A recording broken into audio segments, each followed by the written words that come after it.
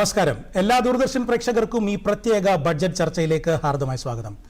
ഇന്ത്യയുടെ കേന്ദ്ര ധനകാര്യമന്ത്രി ശ്രീമതി നിർമ്മല സീതാരാമൻ തുടർച്ചയായിട്ട് 9ാമത്തെ പ്രാവശ്യമാണ് ഒരു കേന്ദ്ര ബഡ്ജറ്റ് അവതരിപ്പിക്കാൻ പോകുന്നത്. ഇതിനു മുന്നോടിയായി എക്കണോമിക് സർവേ നമ്മുടെ ഈ മാസം തന്നെ 29ാം തീയതി പുറത്തു വന്നിട്ടുണ്ടായിരുന്നു. അപ്പോൾ ഈ ഒരു സാഹചര്യത്തിൽ ഏതാനും മിനിറ്റുകൾക്കുള്ളിൽ തന്നെ അവതരിപ്പിക്കപ്പെടുന്ന ബഡ്ജറ്റിനകത്തു നിന്നുള്ള പ്രതീക്ഷകളെക്കുറിച്ചാണ് നമ്മൾ ഇന്ന് സംസാരിക്കുന്നത്. ചർച്ചയിൽ നമ്മോടൊപ്പം ഉള്ളത് മുതിർന്ന മാധ്യമപ്രവർത്തകൻ KP കൈലാസ്നാഥാണ്. ചർച്ചയിലേക്ക് ഹാർദമായ സ്വാഗതം. പ്രതീക്ഷകളാണ് പലപ്പോഴും ബഡ്ജറ്റിനകത്ത് ഏറ്റവും വളരെ പ്രധാനമായിട്ടുള്ളത്. ബഡ്ജറ്റുകൾ പ്രസംഗിച്ച് കഴിയുമ്പോഴത്തേക്കും അതിൻ്റെ ഡീറ്റെയിൽസ് വന്നു കഴിയുമ്പോഴത്തേക്കും നമുക്കറിയാം പലപ്പോഴും ആശ്വാസമുണ്ട്, ചിലപ്പോൾ ആശ്വാസമില്ല, ചിലപ്പോൾ ന്യൂട്രലായിരിക്കും. പക്ഷേ ഈ ഒരു സാഹചര്യത്തിൽ വിലയിരുത്തുമ്പോൾ സാറിന് വളരെ എക്സ്പെക്റ്റ് ചെയ്യാൻ പറ്റുന്ന ചില പ്രതീക്ഷകൾ എന്ന് പറയുന്നത് ഒരു പക്ഷേ എന്തായിരിക്കും? സാമ്പത്തിക അവലോകനത്തിൽ എടുത്തു പറഞ്ഞ ഒരു കാര്യമെന്ന് പറഞ്ഞാൽ സാമ്പത്തിക വളർച്ചയെക്കുറിച്ചാണ്. മുൻപ് മൾട്ടിലാറ്ററൽ ഏജൻസീസ് എല്ലാം പ്രൊജക്റ്റ് ചെയ്തിരുന്നത് 6.4 മുതൽ 6.6% വരെ വളർച്ചയുണ്ടായിരിക്കും 2025-26 കാലഘട്ടത്തിൽ നിന്നാണ്. പക്ഷേ അതിനേക്കാൾ വലിയ ഒരു വളർച്ചയായിരിക്കും നമ്മുടെ രാഷ്ട്രം കൊണ്ടുപോകാൻ പോകുന്നത്, കൈവരിക്കാൻ പോകുന്നത് എന്നാണ് നമ്മുടെ സാമ്പത്തിക സർവേ പറയുന്നത്. ഇത് ബഡ്ജറ്റിനെ സംബന്ധിച്ചിടത്തോളം വലിയൊരു ലീവേയാണോ തരുന്നത്? ഈ വളർച്ച നമ്മുടെ ബഡ്ജറ്റിൽ എപ്രകാരമായിരിക്കും പ്രതിഫലിക്കാൻ പോകുന്നത്? തീർച്ചയായിട്ടും ഒരു ബഡ്ജറ്റ് എന്ന് പറയുന്ന സമയത്ത് അതിനെ വിവിധ മേഖലയിലുള്ള ആളുകളൊക്കെ തന്നെ വളരെ പ്രതീക്ഷയോടുകൂടി തന്നെയായിരിക്കും കാണുന്നത്. അതിപ്പോൾ യുവാക്കളാണെങ്കിലും കർഷകരാണെങ്കിലും വ്യവസായികളാണെങ്കിലും വൻകിട വ്യവസായികളാണെങ്കിലും ചെറുകിട വ്യവസായികളാണെങ്കിലും അതേപോലെ തന്നെ ഉദ്യോഗസ്ഥരാണെങ്കിൽ തന്നെ ഓരോരുത്തർക്കും അവരുടേതായ സങ്കുചിതമായ താല്പര്യങ്ങളുണ്ടാകും. അതേസമയത്ത് പൊതുവായ നമ്മുടെ രാജ്യത്തിൻ്റെ താല്പര്യത്തെ കണക്കാക്കിക്കൊണ്ടും അതേസമയത്ത് തന്നെ നമ്മുടെ സമൂഹത്തിൻ്റെ എല്ലാ വിഭാഗം ജനങ്ങളെയും ഒരു ഇൻക്ലൂസീവായ രീതിയിലുള്ളൊരു അപ്രോച്ച് എടുത്തുകൊണ്ടുമായിരിക്കും സ്വാഭാവികമായിട്ടും നമ്മുടെ ഒരു സർക്കാർ ബഡ്ജറ്റ് അവതരിപ്പിക്കുന്നത്. പക്ഷേ ഈ ബജറ്റിനെ സംബന്ധിച്ചിടത്തോളം ഈ ബജറ്റിനെ നിയന്ത്രിക്കുന്ന കാര്യങ്ങൾ പലപ്പോഴും ആഭ്യന്തരമായിട്ടുള്ള കാര്യങ്ങൾ മാത്രമല്ല, അന്താരാഷ്ട്ര തലത്തിലുള്ള സംഭവ വികാസങ്ങളും സ്വാഭാവികമായിട്ടും നമ്മളെ ബഡ്ജറ്റിനെ സ്വാധീനിക്കും എന്നുള്ളത് ഉറപ്പാണ്. അപ്പം പ്രത്യേകിച്ച് നമ്മുടെ ഇപ്പോഴത്തെ ജിയോ പൊളിറ്റിക്കൽ സിറ്റുവേഷൻ നമുക്ക് അത്ര ഗുണകരമായ അല്ലെങ്കിൽ അത്ര അനുകൂലമായ ഒരു സ്ഥിതിവിശേഷമാണെന്ന് നമുക്ക് പറയാൻ കഴിയില്ല. പക്ഷേ ഓരോ നീക്കങ്ങളെയും സമർത്ഥമായ മറു നീക്കങ്ങളിലൂടെ നമ്മൾ നേരിട്ട് കൊണ്ടിരിക്കുകയാണ്. അപ്പം അങ്ങനെ നോക്കുന്ന സമയത്ത് ആഗോളതലത്തിൽ പല രാജ്യങ്ങളും വലിയ വലിയ പ്രതിസന്ധികൾ നേരിട്ട സമയത്തും ആ പ്രതിസന്ധികളെയൊക്കെ തന്നെ നമ്മൾ നേരിട്ട പ്രതിസന്ധികളെ അതിജീവിക്കാൻ നമുക്ക് കഴിഞ്ഞു എന്നുള്ളത് ഒരു എടുത്തു പറയേണ്ട ഒരു കാര്യമാണ്. പ്രത്യേകിച്ച് ഇപ്പോൾ തന്നെ നമുക്കറിയാം 25% തീരുവയാണ് ആദ്യം അമേരിക്ക ചുമത്തിയത്. പിന്നീട് അവർ 50% തീരുവയാക്കി ഉയർത്തി കഴിഞ്ഞു. അപ്പം സ്വാഭാവികമായിട്ടും അത് നമ്മുടെ രാജ്യത്ത് തിരിച്ചടി ഉണ്ടാക്കും എന്നുള്ളത് വ്യക്തമാണ്. അപ്പോൾ ആ സമയത്ത് തന്നെ നമുക്ക് കയറ്റുമതിയിൽ ഊന്നി നിൽക്കുന്ന ഒരു നയ സമീപനങ്ങളായിരിക്കണം നമുക്ക് ആവശ്യം എന്നുള്ളത് എല്ലാവർക്കും അറിയാവുന്നതാണ്. അപ്പോൾ അതുകൊണ്ട് പരമാവധി നമുക്ക് കയറ്റുമതി ചെയ്യുന്ന സമയത്ത് മാത്രമേ നമുക്ക് വിദേശ ഡോളർ നമ്മുടെ കൈകളിലേക്ക് വരുന്നുള്ളൂ. നമുക്ക് നമ്മുടെ ആവശ്യത്തിനൊന്നും നമ്മുടെ കരുതൽ ശേഖരമൊക്കെ ഉണ്ട്, നമുക്കൊന്നും ക്ഷീണമൊന്നും പറ്റിയിട്ടില്ല. എന്നാൽ പോലും അമേരിക്ക ഉണ്ടാക്കിയ തീരുവ പ്രതിസന്ധി അതിനെ മറികടക്കാൻ ഒരു കയറ്റുമതിയിൽ ഊന്നൽ നൽകുന്ന അല്ലെങ്കിൽ അതിന് പ്രോത്സാഹനജനകമായ രീതിയിലുള്ള നടപടികളായിരിക്കും, അല്ലെങ്കിൽ അങ്ങനെ ഒരു ബഡ്ജറ്റിംഗ് ആയിരിക്കും നിർമ്മലാ സീതാരാമൻ മുന്നോട്ട് വെക്കുക എന്നുള്ളതാണ് എനിക്ക് ഒന്ന് തോന്നുന്നത്.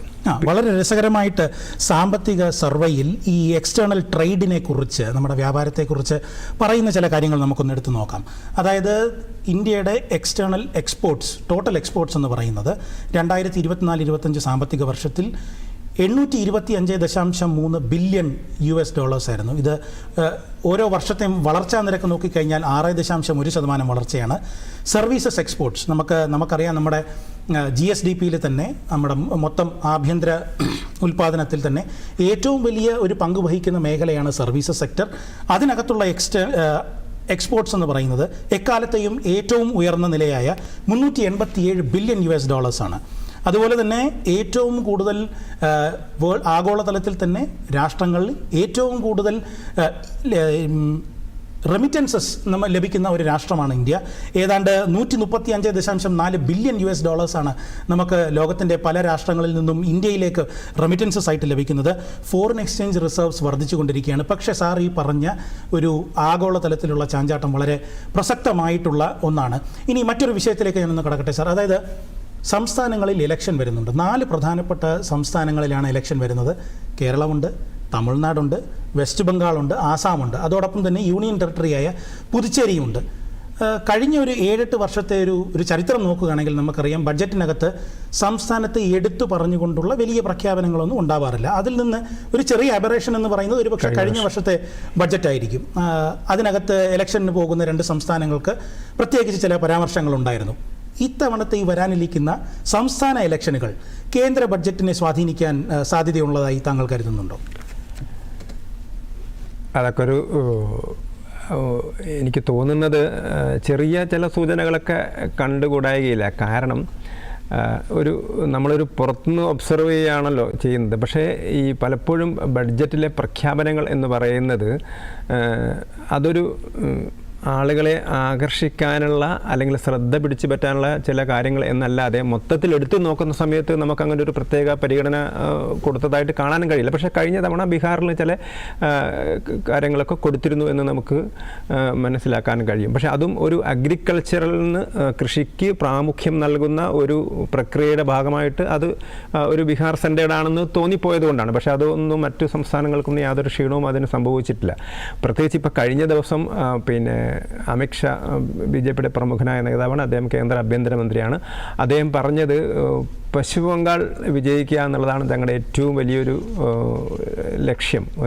അതിൻ്റെ ഒരു പ്രാധാന്യത്തെക്കുറിച്ച് അദ്ദേഹം പറഞ്ഞിരുന്നു. അപ്പം പശ്ചിമ ബംഗാളെ സംബന്ധിച്ചിടത്തോളം BJPയും തൃണമൂൽ കോൺഗ്രസും തമ്മിൽ വലിയൊരു വോട്ട് റേഞ്ചിൽ ഇപ്പോഴും വലിയ വ്യത്യാസമുണ്ട്. അപ്പം പക്ഷേ അതിനുകൂടി അനുഗുണമായ രീതിയിലുള്ള ചില പ്രഖ്യാപനങ്ങൾ വന്നുകൂടായില്ല. പക്ഷേ അതൊരു ഒരു സാമ്പത്തിക വിഷയങ്ങളെ സമീപിക്കുന്ന ഒരു മാധ്യമപ്രവർത്തകൻ എന്ന നിലയിലല്ല, മറിച്ച് ഒരു ജനറൽ ആയിട്ടുള്ളൊരു ഒബ്സർവേഷനാണ്.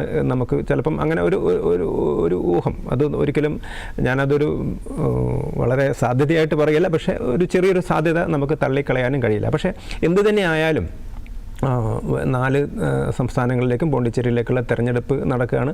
സ്വാഭാവികമായിട്ടും ആ സംസ്ഥാനങ്ങളും ഇപ്പം കേരളമാണെങ്കിൽ പോലും ഇപ്പം ഏത് ഡിസ്പെൻസേഷനാണ് അധികാരത്തിലുള്ളത് എന്നല്ല, മറിച്ച് ഏത് സംസ്ഥാനത്താണ് തെരഞ്ഞെടുപ്പ് നടക്കുന്നത് ആ സംസ്ഥാനത്ത് സ്വാഭാവികമായിട്ടും ആ സംസ്ഥാനത്തെ കൂടി പരിഗണിക്കും. അപ്പം കേരളത്തിൽ തെരഞ്ഞെടുപ്പ് നടക്കുന്നതുകൊണ്ടും അല്ലെങ്കിൽ തമിഴ്നാട് തെരഞ്ഞെടുപ്പ് നടക്കുന്നതുകൊണ്ടും അസമിൽ തെരഞ്ഞെടുപ്പ് നടക്കുന്നതുകൊണ്ടും ബംഗാളിൽ തെരഞ്ഞെടുപ്പ് നടക്കുന്നതുകൊണ്ടൊക്കെ ആ സംസ്ഥാനങ്ങൾക്ക് കൂടി അവരുടെ കാര്യങ്ങൾ കൂടി പരിഗണിക്കപ്പെടുന്ന ചില കാര്യങ്ങൾ സംഭവിച്ചേക്കാൻ ഇടയുണ്ട് എന്നുള്ള അതൊരു സാധ്യത നമുക്ക് തള്ളിക്കളയുന്നുണ്ട്. അപ്പോൾ സ്പെസിഫിക്കായി ഇപ്പം കേരളം പറയുകയാണ് ഞങ്ങൾക്ക് കടമെടുപ്പിലൊരു പ്രത്യേക അളവ് അഡീഷണലായിട്ടൊരു 0.5% വേണം എന്ന് പറയുമ്പോൾ അതൊരു സ്റ്റേറ്റിന് മാത്രമായിട്ട് കൊടുക്കാൻ പറ്റുമെന്ന് എനിക്കറിയാൻ തോന്നില്ല. പക്ഷേ അതേസമയത്ത് ചില ഇപ്പം എയിംസ് അനുവദിക്കുന്നു അല്ലെങ്കിൽ ജനറലായിട്ട് 10-15 സാധനങ്ങൾ അനുവദിക്കുന്ന സമയത്ത് കേരളത്തിന് അനുവദിച്ചു, അല്ലെങ്കിൽ അങ്ങനെയുള്ള ഒരു പ്രിഫറൻസ് നൽകിക്കൂടായികയില്ല എന്നുള്ളതാണ്. അതൊരു ശരാശരി നമുക്കൊരു പൊളിറ്റിക്സിനെ മനസ്സിലാക്കുന്ന ഒരാൾക്കെന്ന രീതിയിൽ ചിലപ്പം അങ്ങനെയുള്ള സാധ്യത തള്ളിക്കളയാൻ പറ്റില്ല. പക്ഷേ ഒരു കേന്ദ്ര ഗവൺമെൻറ്റിനെ സംബന്ധിച്ചിടത്തോളം ഇപ്പോഴും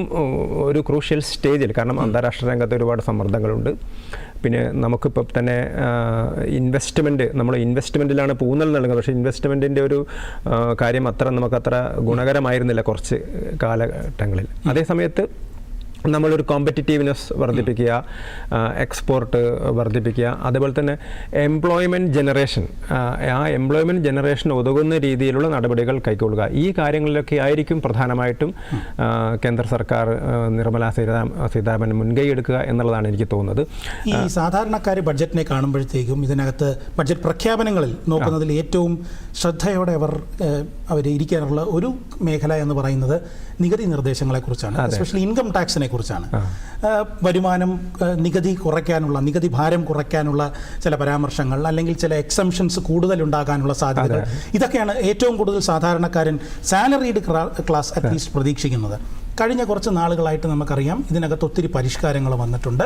ബൈ ഡീഫോൾട്ടായിട്ട് നമുക്ക് ന്യൂ സ്കീമ വന്നിട്ടുണ്ട്, അതിൻ്റെ സ്ലാബുകളിൽ മാറ്റം വന്നിട്ടുണ്ട്, റേറ്റുകളിൽ മാറ്റം വന്നിട്ടുണ്ട്. അതിൻ്റെ ഒരു തുടർച്ചയായിട്ട് ഇത്തവണ ഇൻകം ടാക്സിനകത്ത് അനൗൺസ്മെൻറ്റ് എന്തെങ്കിലും ഉണ്ടാവാൻ സാധ്യത കാണുന്നുണ്ടോ? തീർച്ചയായിട്ടും. കാരണം കഴിഞ്ഞ തവണ വളരെ ഗണനീയമായ മാറ്റങ്ങളാണ് സ്ലാബുകളിൽ ഒക്കെ 2 ടൈപ്പൊക്കെ അവതരിപ്പിച്ചു. അപ്പം അങ്ങനെ നോക്കുന്ന സമയത്ത് ഇത്തവണയും ഒരുപാട് ഇൻകം ടാക്സ് കാര്യങ്ങൾ, കാരണം ഇൻകം ടാക്സ് ബാധിക്കുന്ന ആളുകളുടെ എണ്ണം കുറവാണെങ്കിൽ പോലും ഒരു ശബ്ദായമാനമായ അല്ലെങ്കിൽ വളരെ സ്വാധീനമുള്ള ഒരു വിഭാഗമാണ് ഇൻകം ടാക്സ് കൊടുക്കുന്നത്. അതുകൊണ്ട് മുൻ സർക്കാരുകളൊക്കെ തന്നെ ഇൻകം ടാക്സ് പിരിച്ചെടുക്കുന്നത് കർശനമാക്കുകയും കഴിയും. അത് ഇൻകം ടാക്സ് ആണെങ്കിലും ഡയറക്റ്റ് ടാക്സിൽ കോർപ്പറേറ്റ് ടാക്സ് ആണെങ്കിലും ഒക്കെ തന്നെ.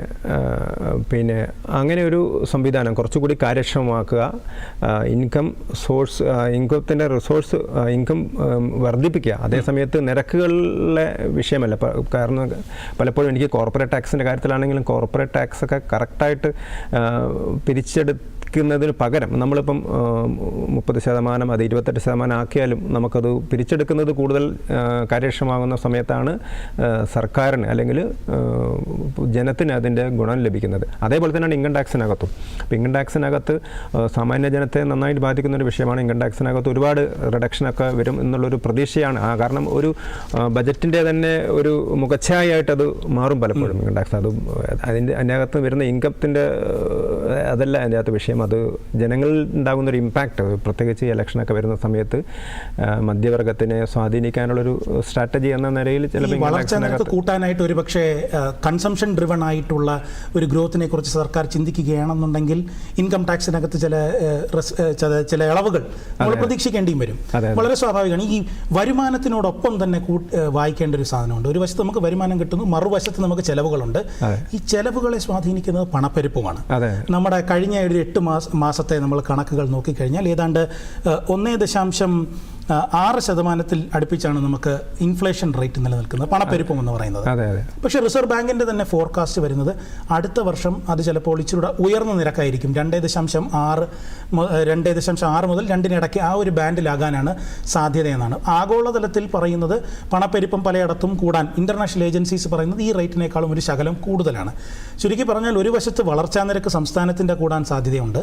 അതിനനുബന്ധിച്ച് തന്നെ കൂടുതൽ ജനങ്ങളിലേക്ക് കാശെത്തിക്കാനായിട്ടുള്ള ഇൻകം ടാക്സ് നമുക്ക് പ്രതീക്ഷിക്കാം. പക്ഷേ പണപ്പെരുപ്പവും കൂടാനുള്ള സാധ്യതയുണ്ട്. ഈ പണപ്പെരുപ്പത്തിൻ്റെ വർദ്ധിക്കാനുള്ള സാധ്യതകൾ ബഡ്ജറ്റിനെ സ്വാധീനിക്കാൻ കഴിയുമോ? അല്ല, കുറച്ച് കാലമായിട്ട് നമ്മൾക്ക് പണപ്പെരുപ്പം കുറച്ച് കൊണ്ടുവരുന്നതിൽ, അത് 2ൽ താഴെ എത്തുക എന്ന് പറഞ്ഞാൽ തന്നെ വളരെ ആരോഗ്യകരമായ ഒരു സ്ഥിതിയാണ്. അപ്പം പണപ്പെരുപ്പം കുറച്ച് കൊണ്ടുവരുന്നതിൽ നമ്മൾ വിജയിച്ചിട്ടുണ്ട്. പക്ഷെ അത് നിലനിർത്താൻ കഴിയും. അതിനനുസരിച്ചുള്ള നടപടികൾ ഉണ്ടാവും എന്ന് തന്നെയാണ് പ്രതീക്ഷിക്കുന്നത്. കാരണം പണപ്പെരുപ്പം സ്വാഭാവികമായിട്ടും നമ്മുടെ സമ്പദ് വ്യവസ്ഥയെ ഏറ്റവും അധികം സ്വാധീനിക്കുന്ന ഒരു ഘടകമാണ്. അതോടൊപ്പം തന്നെ ജനങ്ങളുടെ ഒരു ബൈയിങ് കപ്പാസിറ്റി വർദ്ധിപ്പിക്കാനുള്ള ശ്രമങ്ങളാണ് സർക്കാരിൻ്റെ ഭാഗത്ത് നിന്ന് ഉണ്ടാവുക.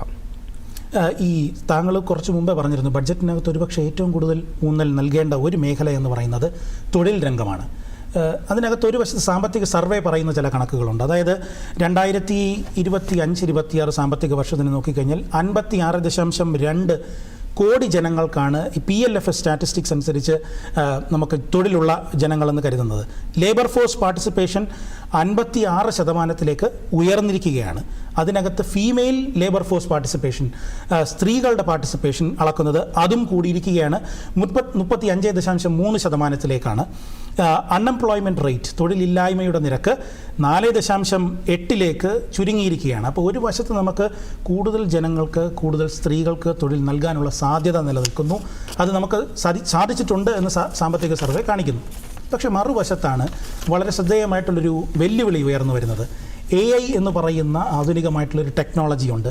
ഇത് പലപ്പോഴും ലേബറിനെ ഡിസ്പ്ലേസ് ചെയ്യാനുള്ള സാധ്യതയുണ്ട് എന്ന് പല ആൾക്കാർ പറയുന്നു. AI ഏറ്റവും ഏറ്റവും ഗുണഫലം നമുക്ക് ലഭിക്കണമെന്നുണ്ടെങ്കിൽ അതിന് വേണ്ടിയിട്ട് സ്കില്ലിംഗ് വേണ്ടി വരും, റീസ്കില്ലിംഗ് വേണ്ടി വരും, അപ്പ് സ്കില്ലിംഗ് വേണ്ടി വരും. അപ്പോൾ ഒരു വശത്ത് വർദ്ധിച്ചു കൊണ്ടിരിക്കുന്ന എംപ്ലോയ്മെൻറ്റ്, മറുവശത്ത് AI വളർച്ച, അത് ഒരുപക്ഷെ ലേബർ ഫോഴ്സിൽ ഉണ്ടാക്കാൻ പറ്റുന്ന ഒരു പ്രത്യാഘാതം. ഇതിനെ നമ്മുടെ ബഡ്ജറ്റ് ബാലൻസ് ചെയ്യുമെന്ന് കരുതുന്നുണ്ടോ? തീർച്ചയായിട്ടും. എനിക്ക് തോന്നുന്നു ഇപ്പോൾ നമ്മൾ കഴിഞ്ഞ തവണത്തെ ബഡ്ജറ്റ് എടുത്ത് നോക്കിയാൽ, ഇപ്പോൾ കഴിഞ്ഞ തവണത്തെ ബഡ്ജറ്റിനകത്ത് കാര്യമായിട്ടുള്ള ഊന്നൽ നൽകിയത് ഒന്ന് ഫാർമേഴ്സ്, കൃഷിക്കാരെയാണ്, അല്ലെങ്കിൽ അഗ്രികൾച്ചറൽ മേഖലയാണ് രാജ്യത്തെ ഒരു ഫുഡ് ബാസ്ക്കറ്റാക്കി മാറ്റുക ഒരു നിലപാടാണ് നമ്മൾ സ്വീകരിച്ചത്. അതിനു വേണ്ടിയുള്ള നിരവധി പദ്ധതികൾ, കാർഷിക മേഖലയിലെ വർധനവിന് വേണ്ടിയിട്ട്, കാർഷിക മേഖലയിലെ പുരോഗതിക്ക് വേണ്ടിയിട്ട് നിരവധി പദ്ധതികൾ. ആ പദ്ധതികൾ എത്രത്തോളം ഫലപ്രദമായി എന്നുള്ളതിനെക്കുറിച്ചുള്ള റിവ്യൂ നമുക്കിതുവരെ വന്നിട്ടില്ല. പക്ഷേ സ്വാഭാവികമായിട്ടും അതിൻ്റെ ഒരു ഗുണം നമുക്ക് കാണാൻ കഴിയും. അത് കർഷകർക്കുള്ള ഒരുപാട് നിരവധി പദ്ധതികൾ ഉണ്ട്. നമുക്കതിനകത്ത് ഒരുപാട് പ്രോജക്ട്സ് ഉണ്ട്. അതേപോലെ തന്നെ ഞാൻ പറയാൻ കാരണം ഇതോടൊപ്പം തന്നെയാണ് ഒരു സ്കിൽ ഡെവലപ്മെൻറ്റിന് വേണ്ടിയിട്ടുള്ളൊരു ഊന്നൽ കഴിഞ്ഞ ബഡ്ജറ്റിൽ തന്നെ ഉണ്ടായിരുന്നു. അത് അന്നും നമ്മൾ പറഞ്ഞിരുന്നു, നമ്മുടെ ലേബർ ഫോഴ്സിനെ മൊത്തം സ്കിൽഡാക്കി മാറ്റുക എന്നുള്ളതാണ്. സ്കിൽഡ് ലേബർ ഫോഴ്സ് എന്നുള്ളത് 100% എത്തിക്കുക എന്നുള്ളതായിരുന്നു കഴിഞ്ഞ ബഡ്ജറ്റിലെ ഒരു ടാർഗറ്റ്. നേരത്തെ അതിനനുസരിച്ചുള്ള നിരവധി പദ്ധതികൾ അവർ ആവിഷ്കരിച്ചിരുന്നു. അതുപോലെ തന്നെ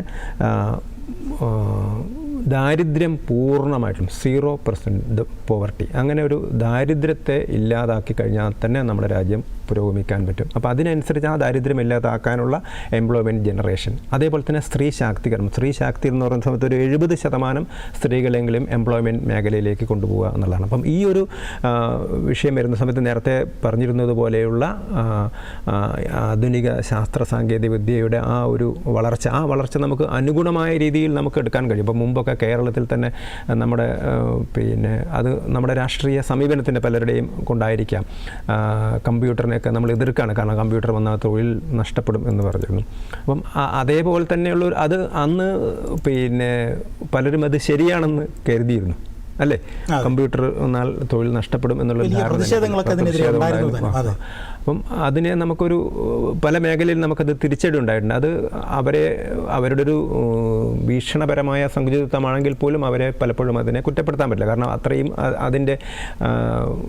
അതിൽ ആഴത്തിൽ അവർ ചിന്തിക്കാത്തത് കൊണ്ടായിരിക്കാം എന്ത് തന്നെയല്ല. പക്ഷേ എനിക്ക് തോന്നുന്നതും ഇപ്പോഴും ഇങ്ങനെയുള്ള പുതിയ ആധുനിക സാങ്കേതിക വിദ്യകളൊക്കെ തന്നെ നമ്മളെ ഇല്ലാതാക്കുന്നതിന് പകരം നമുക്ക് പുരോഗതിയിലേക്ക് നയിക്കാൻ, അതിനെ മാറ്റിയെടുക്കാൻ നമുക്ക് കഴിയും എന്ന് തന്നെയാണ്. കാരണം അതൊരു കുറച്ചുകൂടി ഡിബേറ്റബിൾ ആയിട്ടുള്ളൊരു വിഷയമാണ്. നമ്മളൊരു ഒറ്റയടിക്ക് അതിന് മറുപടി പറയുന്നതിന് പകരം അതിനനുസരിച്ചുള്ള നിലപാടുകൾ സ്വീകരിക്കുക, സർക്കാർ അതിൻ്റെ സമീപനങ്ങൾ സ്വീകരിക്കുക, സാങ്കേതിക വൈദഗ്ധ്യമുള്ള ആളുകളെ വളർത്തിയെടുക്കാൻ പറ്റുക, സ്കിൽ ഡെവലപ്മെൻറ്റ്, ഈ മേഖലയിൽ കുറച്ചുകൂടി ഊന്നൽ നൽകുന്ന, തീർച്ചയായിട്ടും അങ്ങനെയൊരു സമീപനം കഴിഞ്ഞ തവണ ബജറ്റിലുണ്ടായിരുന്നു, ഇത്തവണയും ഉണ്ടാകുമെന്ന് തന്നെയാണ് നമ്മൾ കരുതുന്നത്. ഈ നമ്മുടെ സംസ്ഥാനത്തിരുന്ന് നമ്മൾ ഈ ബഡ്ജറ്റിനെ കുറിച്ച് ചർച്ച ചെയ്യുമ്പോൾ മലയാളികളെല്ലാവരും നമ്മുടെ സംസ്ഥാനത്തിന് ചിലത് കിട്ടണം എന്നൊക്കെ സ്വാഭാവികമായിട്ടും ആഗ്രഹിക്കുന്നതാണ്. കേരളത്തിൻ്റെ ചില ആവശ്യങ്ങൾ നമുക്കറിയാം. ഇത്തവണ കേന്ദ്ര ധനകാര്യമന്ത്രിയെ കാണാൻ പോയപ്പോൾ തന്നെ അവതരിപ്പിച്ച ചില ആവശ്യങ്ങളാണ്. ഏതാണ്ട് 21,000 കോടി രൂപ വരുന്ന ഒരു സ്പെഷ്യൽ പാക്കേജ് നമ്മുടെ സംസ്ഥാനത്തിന് നൽകണം. അതിന് പ്രധാനമായിട്ട് സംസ്ഥാനത്തിൻ്റെ ധനകാര്യമന്ത്രി എടുത്തു പറഞ്ഞൊരു കാര്യം, ഫിനാൻസ് കമ്മീഷൻ മുമ്പത്തെ 15ാം ധനകാര്യ കമ്മീഷൻ്റെ ഒരു ഡെവല്യൂഷൻ അനുസരിച്ച് സംസ്ഥാനത്തിന് വലിയൊരു കുറവാണ് കേന്ദ്രത്തിൽ നിന്നുള്ള ട്രാൻസ്ഫേഴ്സിൽ ഉണ്ടായിട്ടുള്ളത്. അത് സംസ്ഥാനത്തിൻ്റെ തന്നെ സർക്കാരിൻ്റെ ടോട്ടൽ ഫിനാൻസസിനെ കാര്യമായിട്ട് ബാധിച്ചിട്ടുണ്ട്. അത് മറികടക്കാനായിട്ട് കേരളവും അതുപോലുള്ള തത്തുല്യമായിട്ടുള്ള മറ്റ് സംസ്ഥാനങ്ങൾക്കും ഒരു ഫിസ്ക്കൽ ഇൻസെൻറ്റീവ് വേണം. അതിന് വേണ്ടിയിട്ടൊരു പാക്കേജ് വേണമെന്ന് പറയുന്നു ഒരു വശത്ത്. 2, കേരളത്തിന് കുറച്ച് നാളുകളായിട്ട് നമ്മൾ കേൾക്കുന്നതാണ് കേരളത്തിനൊരു എയിംസ് വേണം എന്ന് പറയുന്നത്. മറ്റൊരു മേഖല റെയിൽ മേഖലയാണ്. ഈ റെയിൽ മേഖലയിൽ നമുക്കറിയാം ശബരി പാതയെക്കുറിച്ച് പറയുന്നുണ്ട്. ഈ അടുത്തിടയ്ക്ക് നമ്മൾ കേട്ടൊരു കാര്യമാണ് തിരുവനന്തപുരം മുതൽ കണ്ണൂർ വരെയുള്ള അതിവേഗ ഒരു റെയിൽ പാതയെക്കുറിച്ച് നമ്മൾ കേൾക്കുന്നു. ബഹുമാന്യനായ ശ്രീധരൻ സാർ അതിനെക്കുറിച്ചൊക്കെ പരാമർശിച്ചിട്ടുണ്ട്. അതുപോലെ തന്നെ വയനാട് മുതൽ നഞ്ചംകുണ്ട് വരെയുള്ള ഒരു റെയിൽ പാതയെ കുറിച്ചുകൂടി നമ്മൾ ഇതിനെ വേണം എന്ന് പറയുന്നുണ്ട്. നോർത്തേൺ കേരള അതുപോലെ തന്നെ കർണാടകയിലൊക്കെ ഒരു വലിയ ചലനമുണ്ടാക്കാൻ സാധിക്കുന്ന ഒരു മേഖലയാണ്. പരമ്പരാഗത വ്യവസായങ്ങൾക്ക് വേണ്ടിയിട്ടുള്ള ഒരു പ്രത്യേക ഒരു പാക്കേജ് വേണം. അതോടൊപ്പം തന്നെ research and development, especially defence, അതിന് വേണ്ടിയിട്ട് നമ്മുടെ സംസ്ഥാനത്തിന് ഒരു കോറിഡോർ ഉണ്ടാക്കാനായിട്ടുള്ള ഒരു പ്രഖ്യാപനം വേണം. അങ്ങനെ ഒരു വിഷ് ലിസ്റ്റുമായിട്ടാണ് നമ്മുടെ കേന്ദ്ര ധനകാര്യമന്ത്രിയെ കണ്ടത്. ഈ പറയുന്ന ചില ആഗ്രഹങ്ങളിൽ നിന്ന് എത്ര കണ്ട് നമുക്കത് പ്രതീക്ഷിക്കാൻ സാധിക്കും? എന്താണ് അങ്ങയുടെ ഒരു വിലയിരുത്തൽ? അല്ല, ഒന്ന് ഇതിലേറ്റവും പ്രധാനം എന്ന് പറയുന്നത് 16ാം ധനകാര്യ കമ്മീഷൻ്റെ റിപ്പോർട്ട് ഏതാണ്ട് ആഗസ്റ്റിൽ കൊടുത്തു കഴിഞ്ഞു. ആ ധനകാര്യ കമ്മീഷൻ്റെ ശുപാർശകളുടെ അടിസ്ഥാനത്തിൽ ആയിരിക്കും ബഡ്ജറ്റിൻ്റെ നമുക്ക് പുറത്തു വരുന്നത് എന്ന് മനസ്സിലാക്കാൻ പറ്റും.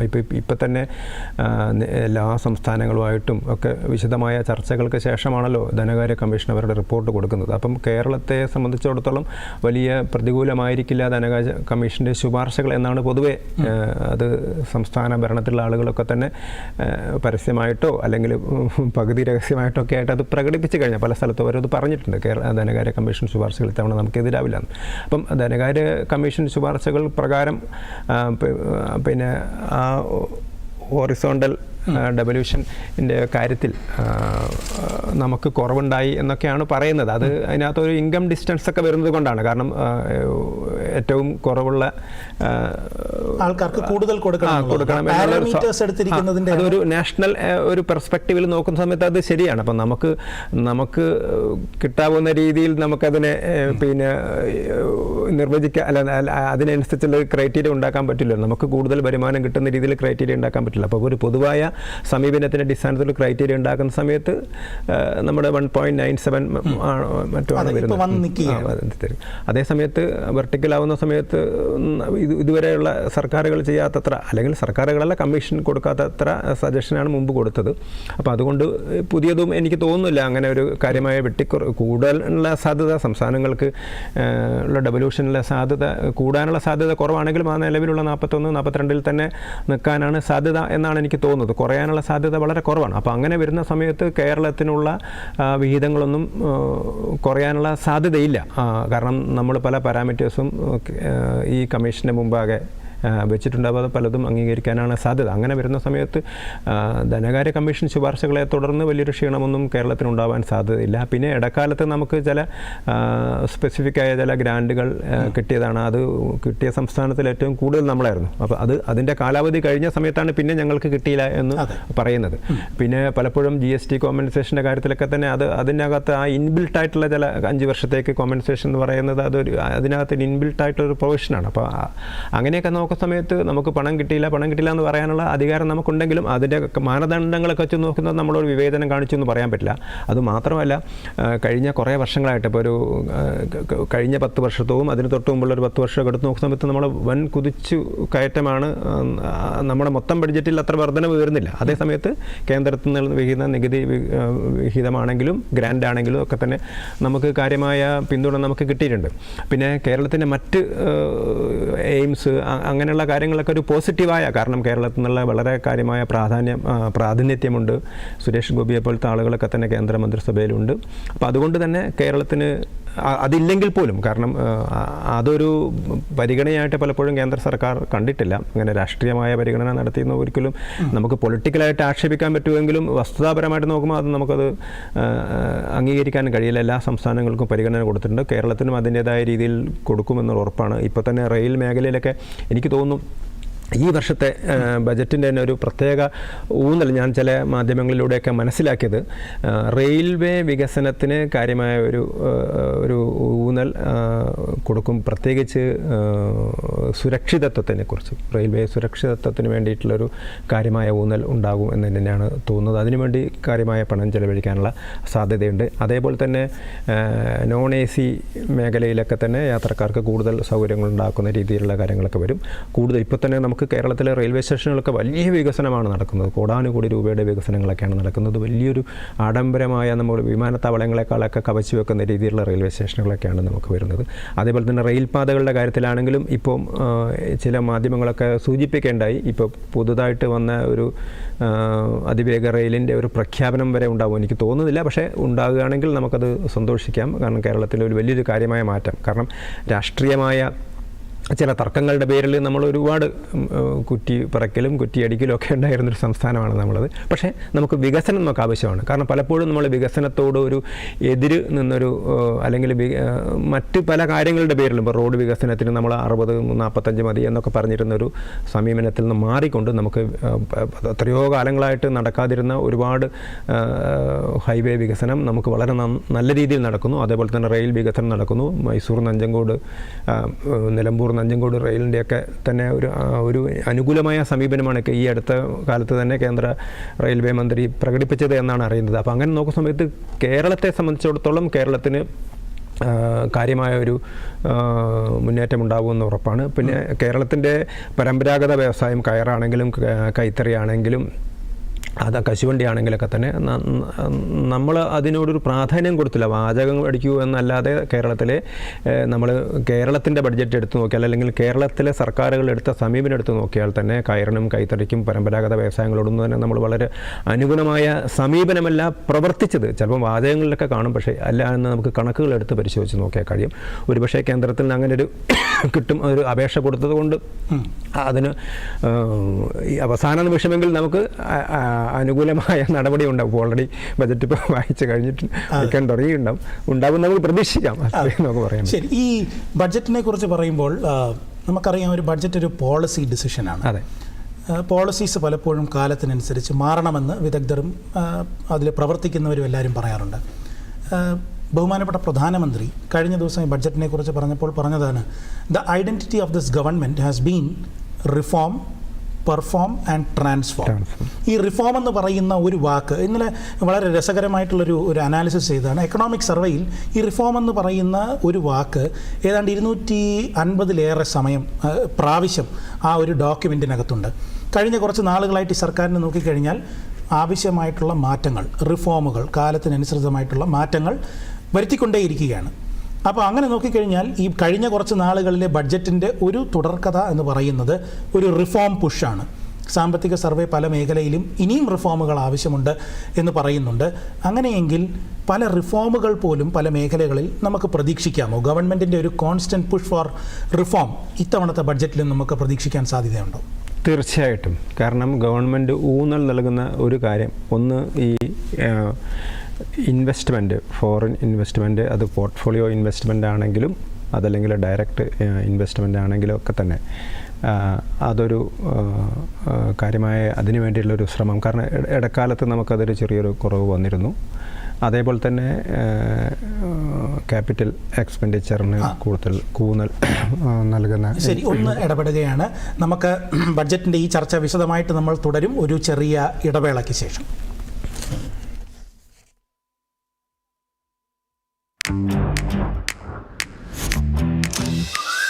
मैंने सोचा था कि वैसा ही होगा, नर्सरी में होगा, मगर रेसिडेंट में ओह माय गॉड बहुत अच्छा लगा। हम जस्ट रिफ्रेशमेंट ले रहे थे, अचानक वो आ गए। जस्ट जब एक सरप्राइज हो गया कि वाओ ये आ गए। यार ठंड लग रही होगी। मिलने के एक्साइटमेंट में सब भूल गए। थक जाए इतना हंसना है जोरों से। स्कूल जैसा मत कीजिए, इसके यहाँ स्कूल नहीं है। आइए चलिए आप शुरू करते हैं। 1 2 3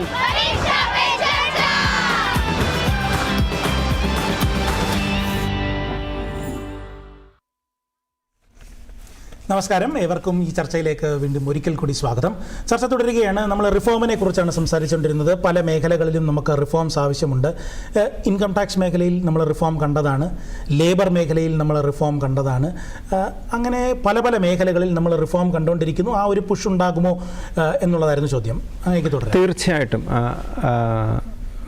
ഇൻഷുറൻസ് മേഖലയിലൊക്കെ തന്നെ കൂടുതൽ വിദേശ നിക്ഷേപം, അതിനോടുള്ളൊരു അനുകൂലമായ സമീപനമാണ് മുമ്പത്തെ സർക്കാർ എടുത്തിരുന്നത്. നമ്മളെ സംബന്ധിച്ചിടത്തോളം, അല്ല മുമ്പത്തെ ബജറ്റിൽ നമുക്ക് കാണാൻ കഴിഞ്ഞത്, നമ്മളെ സംബന്ധിച്ചിടത്തോളം മറ്റൊരു വിഷയം എന്ന് പറയുന്നത് ഈ ക്യാപിറ്റൽ ഫ്ലോയിലുണ്ടായിരുന്ന ചില ഡിസ്റപ്ഷൻസ് ഉണ്ടായിരുന്നു. അപ്പോൾ അതിനെ നമുക്ക് ഓവർകം ചെയ്യാൻ വേണ്ടി കൂടുതൽ ഇൻവെസ്റ്റ്മെൻറ്റ് കൊണ്ടുവരാനുള്ള നടപടികൾ കേന്ദ്ര സർക്കാരിൻ്റെ ഭാഗത്ത് നിന്ന് ഉണ്ടാവും എന്ന് തന്നെയാണ് നമുക്ക് പ്രതീക്ഷിക്കുന്നത്. അതിനനുസരിച്ചാണ് ഇപ്പം പണപ്പെരുപ്പമൊക്കെ നിയന്ത്രിക്കുന്നത്. അവരെ സംബന്ധിച്ചിടത്തോളം അങ്ങനെ ഒരു ഇൻവെസ്റ്റ്മെൻറ്റ് വർദ്ധിക്കാനുള്ളൊരു സാഹചര്യമുണ്ട്. അതേപോലെ തന്നെ നമ്മുടെ പ്രതികൂലമായ ഘടകങ്ങൾ, ഇപ്പം അമേരിക്ക ഉണ്ടാക്കിയിരിക്കുന്ന പ്രശ്നങ്ങളൊക്കെ നമുക്ക് ഒറ്റയടിക്ക് നമുക്കതിനെ ഓവർകം ചെയ്യാൻ പറ്റില്ല. പക്ഷേ നമുക്ക് ഓവർകം ചെയ്യണമെങ്കിൽ നമ്മുടെ എക്സ്പോർട്ട് വർദ്ധിപ്പിക്കാനുള്ള ശ്രമം നടത്തണം. അതേപോലെ തന്നെ നമുക്ക് അഗ്രികൾച്ചർ മേഖലയിലും അതേപോലെ തന്നെ സീഡ്സിൻ്റെ കാര്യങ്ങളിലൊക്കെ ആണെങ്കിൽ തന്നെ ഒരു കുതിച്ചു കയറ്റം ഉണ്ടായാൽ മാത്രമേ നമുക്ക് ഒരു കോമ്പറ്റിറ്റീവായ ഒരു രീതിയിലേക്ക് നമുക്ക് പോകാൻ പറ്റൂ. ഇപ്പോൾ പക്ഷേ നമ്മൾ സ്ട്രാറ്റജിക്കലായിട്ട് ഇപ്പം അമേരിക്കയുടെ ഉണ്ടായിരുന്ന ഈ ഒരു തർക്കം എന്ന് പറയാം, അതിനെ ധനകാര്യമന്ത്രി ഇപ്പോൾ സഭയിൽ എത്തിയിരിക്കുന്നു. നമുക്ക് ബഡ്ജറ്റ് കണ്ടിട്ട് തിരിച്ചു വരാം. On the table, a copy each of the following papers, Hindi and English versions, under Article 281 of the Constitution. Report for 2026 to 2031, Volume 1, Main Report of the 16th Finance Commission. 2. Report for 2026-2031, Volume 2. Report for 2026-2031, Volume 2, Annexures of the 16th Finance Commission. Number 3, explanatory memorandum as to the action taken on the recommendations contained in the above report. Item number 2, माननीय वित्त मंत्री Nirmala Sitharaman ji.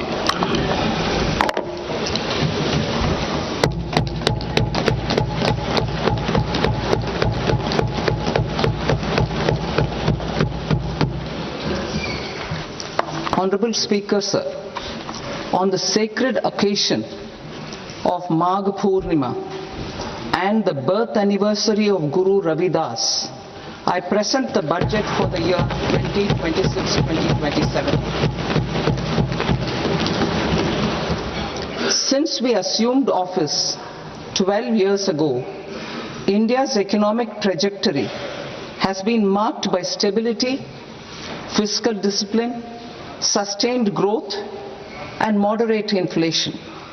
This is the result of conscious choices we have made, even in times heightened uncertainty and disruption. Our government, led by Honorable Prime Minister Modi, has decisively and consistently chosen action over ambivalence, reform over rhetoric, and people over populism. We have pursued far-reaching structural reforms, fiscal prudence and monetary stability, whilst maintaining a strong thrust on public investment. Keeping Atmanirbharta as a lodestar, we have built domestic manufacturing capacity, energy security, and reduced critical import dependencies. Simultaneously, we have ensured that citizens benefit from every action of the government, undertaking reforms to support employment generation, agricultural productivity, household purchasing power, and universal services to people. These measures have delivered a high growth rate of around 7% and helped us make substantial strides in poverty reduction and improvement in the lives of our people. Today, we face an external environment in which trade and multilateralism are impaired and access to resources and supply chains are disrupted. New technologies are transforming production systems while sharply increasing demands on water, energy, and critical minerals. India will continue to take confident steps towards Vikasit Bharat, balancing ambition with inclusion. As a growing economy with expanding trade and capital needs, India must also remain deeply integrated with global markets, exporting more and attracting stable long-term investment. As I begin Part A, I want to express my gratitude to the people for standing firmly with us as we forge our way together towards becoming one of the largest economies of the world.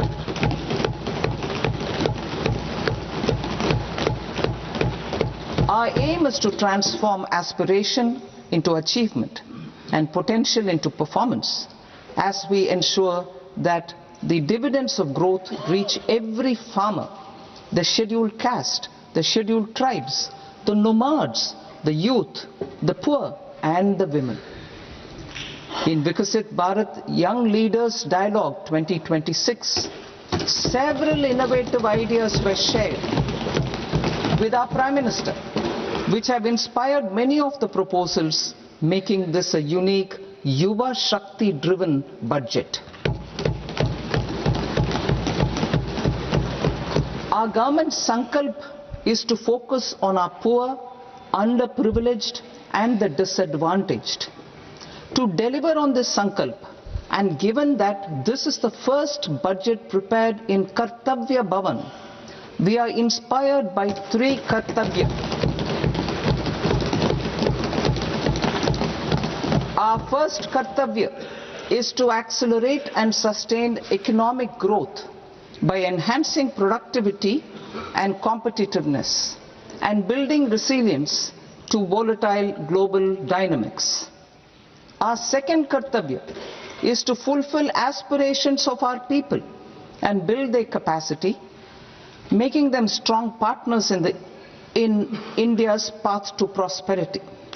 Our third Kartavya, aligned with our vision of Sabka Saath, Sabka Vikas, is to ensure that every family, community, region, and sector has access to resources, amenities, and opportunities for meaningful participation. This threefold approach requires a supportive ecosystem. The first requirement is to sustain the momentum of structural reforms, continuous, adaptive and forward-looking.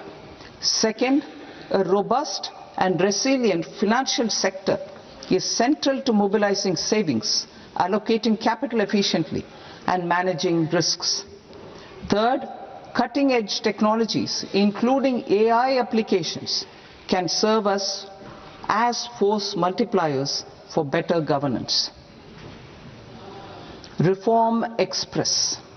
Our government has undertaken comprehensive reforms towards creating employment, boosting productivity and accelerating growth. After the Prime Minister's announcement on Independence Day in 2025, over 350 reforms have been rolled out. This includes GST simplification, notification of labor codes, and rationalization of mandatory quality control orders. High-level committees have been formed, and in parallel, the central government is working with the state governments on deregulation and reducing compliance requirements.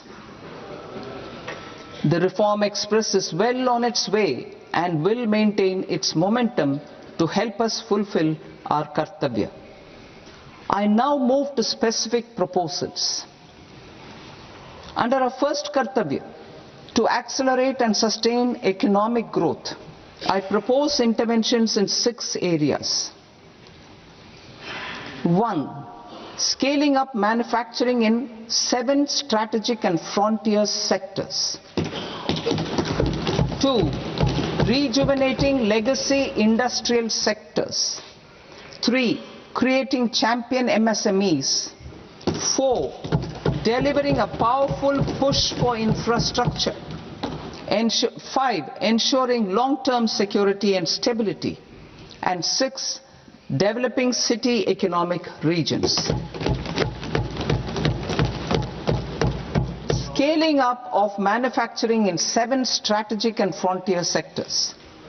Biopharma Shakti, meaning biopharma strategy for health advancement through knowledge, technology and innovation. India's disease burden is observed to be shifting towards non-communicable diseases like diabetes, cancer and autoimmune disorders. Biologic medicines are key to longevity and quality of life at affordable costs. To develop India as a global biopharma manufacturing hub,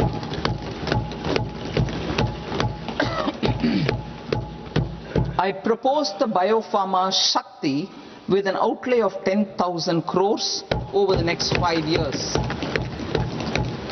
This will build the ecosystem for domestic production of biologics and biosimilars. The strategy will include a biopharma-focused network with 3 new national institutes of pharmaceutical education and research, popularly known as NIPERs, and upgrading 7 existing ones. It will also create a network of 1,000 accredited India clinical trials sites. We propose to strengthen the Central Drug Standard Control Organization to meet global standards and approve timeframes through and approval timeframes through a dedicated scientific review cadre and specialists. India's Semiconductor Mission 1.0 expanded India's semiconductor sector capabilities. Building on this, we will launch ISM 2.0 to produce equipment and materials, design full-stack Indian IP, and fortify supply chains. We will also focus on industry-led research and training centers to develop technology and skilled workforce. The Electronics Components Manufacturing Scheme, launched in April 2025, with an outlay of 22,919 crores, already has investment commitments at double the targets. We propose to increase the outlay to 40,000 crores to capitalize on this momentum.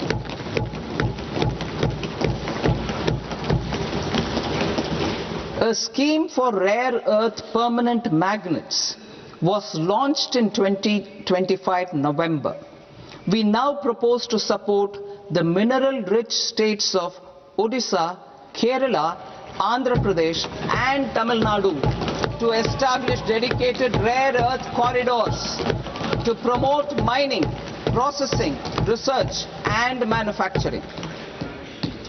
To enhance domestic chemical production and reduction import dependency and reduce import dependency, we will launch a scheme to support states in establishing 3 dedicated chemical parks through challenge route on a cluster-based plug-and-play model. Strong capital goods.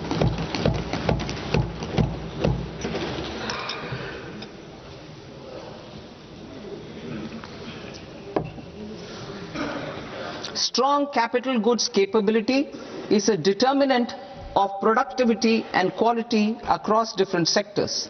Towards building this capacity, I propose the following. High-tech tool rooms will be established by central public sector enterprises at 2 locations as digitally enabled automated service bureaus that locally design, test and manufacture high-precision components at scale and at lower cost. 2. A scheme for enhancement of construction and infrastructure equipments will be introduced to strengthen domestic manufacturing of high value and technologically advanced CIE.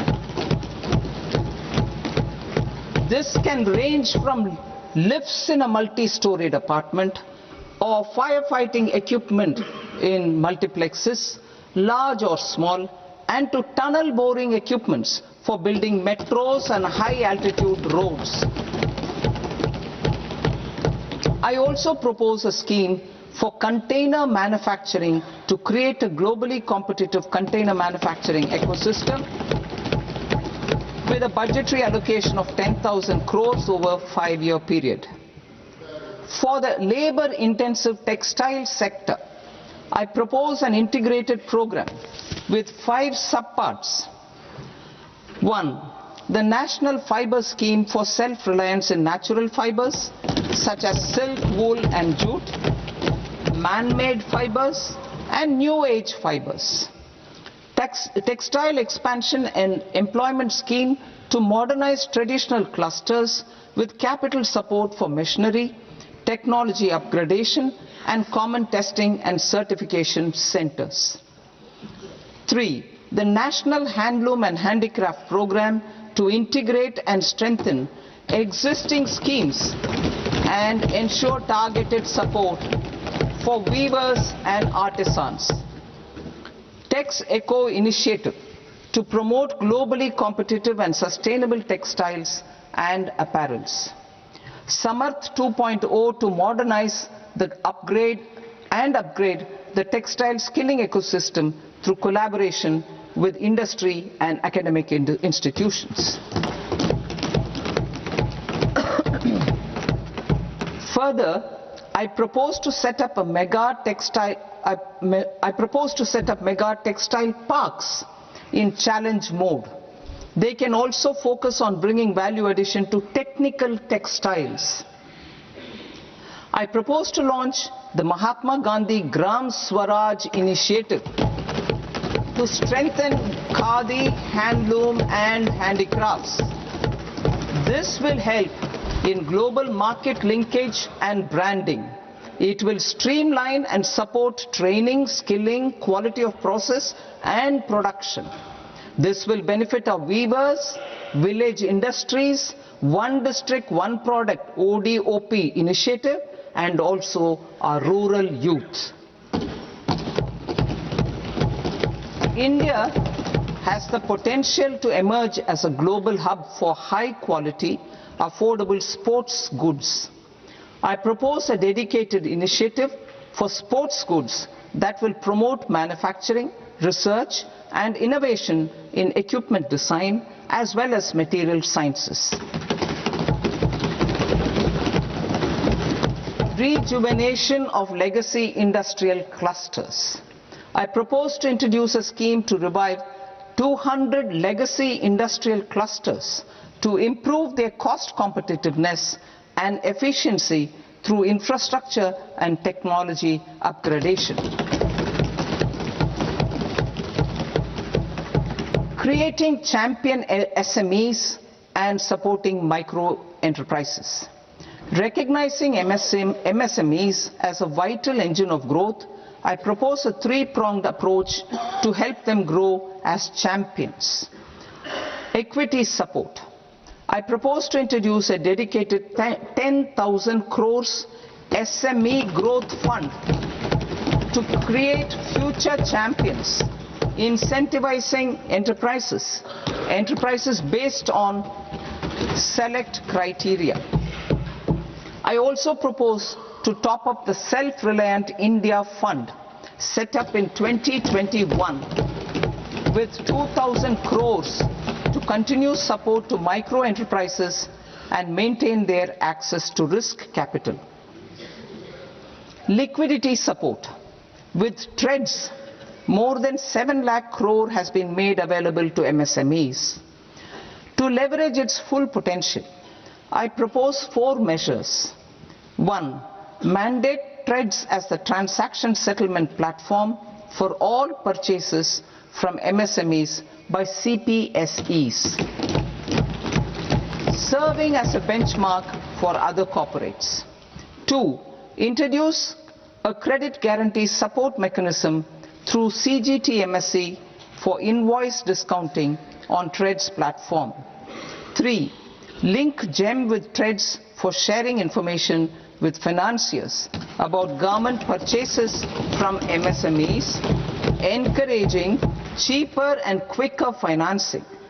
4. Introduce TREDS receivables as asset-backed securities, helping develop a secondary market, enhancing liquidity and settlement of transactions. Professional support. Government will facilitate professional institutions such as the ICAI, ICSI, ICMAI to design short-term modular courses and practical tools to develop a cadre of corporate mitras, especially in Tier 2 and Tier 3 towns. These accredited para-professionals will help MSMEs meet compliance requirements at affordable costs. Infrastructure. During this past decade, our government has undertaken several initiatives for large-scale enhancement of public infrastructure, including through new financing instruments such as Infrastructure Investment Trust (InvITs) and Real Estate Investment Trust (REITs), and institutions like NIIF and NABFID. We shall continue to focus on developing infrastructure in cities with over 5 lakh population, that is Tier 2, Tier 3 cities, which have expanded to become growth centers. Public capital expenditure has increased manifold from 2 lakh crore in 2014-15 to an allocation of 11.2 lakh crore in BE 25-26. In this coming year, that is financial year 2026-27, I propose to increase it to 12.2 lakh crores to continue the momentum. To strengthen the confidence of private developers regarding risks during infrastructure development and construction phase, I propose to set up an infrastructure risk guarantee fund to provide prudentially calibrated partial credit guarantee to lenders. Over the years, REITs have emerged as a successful instrument for asset monetization. I propose to accelerate recycling of significant real estate assets of the CPSEs through the setting up of dedicated REITs. To promote environmentally sustainable movement of cargo, I propose to 1. Establish new dedicated freight corridors connecting Dankuni in the east to Surat in the west. Operationalize 20 new national waterways over the next 5 years. Starting with National Waterways 5 in Orissa to connect mineral-rich areas of Talcher and Angul and industrial centers like Kalinga Nagar to the ports of Paradeep and Dhamra. Training institutes will be set up as regional centers of excellence for development of required manpower for these waterways.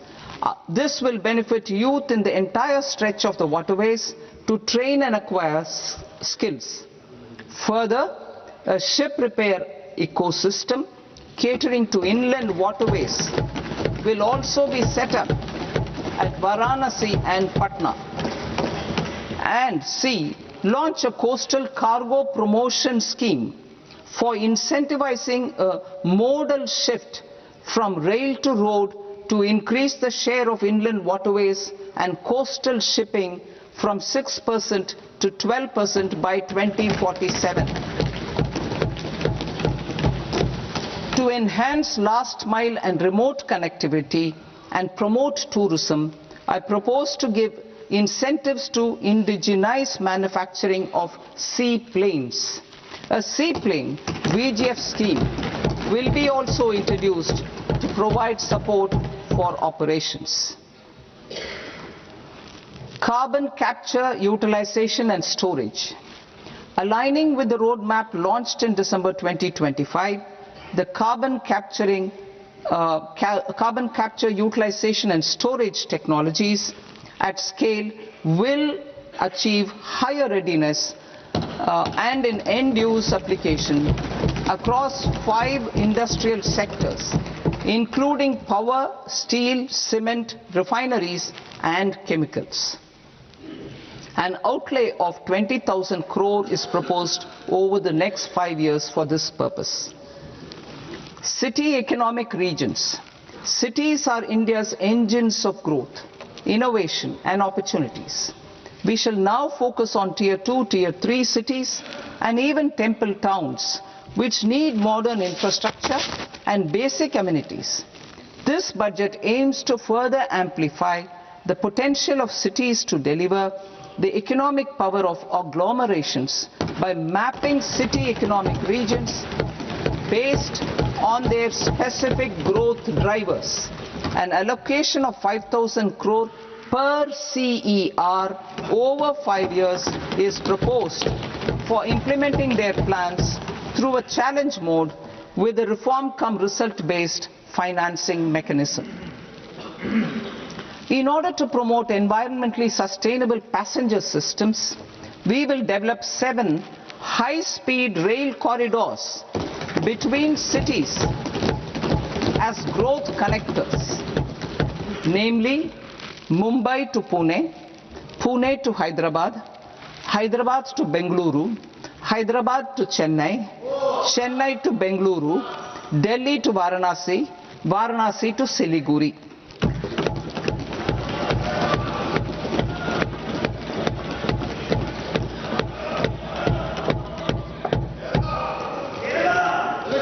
Financial sector.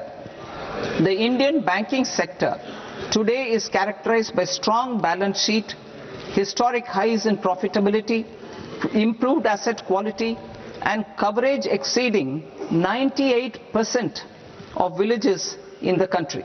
At this juncture, we are well placed to futuristically evaluate the measures needed to continue on the path of reform-led growth of this sector. I propose setting up a high-level committee on banking for Vikasit Bharat. High-level committee on banking for Vikasit Bharat to comprehensively review the sector and align it with India's next phase of growth while safeguarding financial stability, inclusion and consumer protection. The vision for NBFCs for Vikasit Bharat has been outlined with clear targets for credit disbursement and technology adoption in order to achieve scale and improve efficiency in the public sector NBFCs As a first step, it is proposed to restructure the Power Finance Corporation and Rural Electrification Corporation. I propose a comprehensive review of the foreign exchange management non-debt instruments rules to create a more contemporary, user-friendly framework for foreign investments consistent with India's evolving economic priorities. Corporate bond market.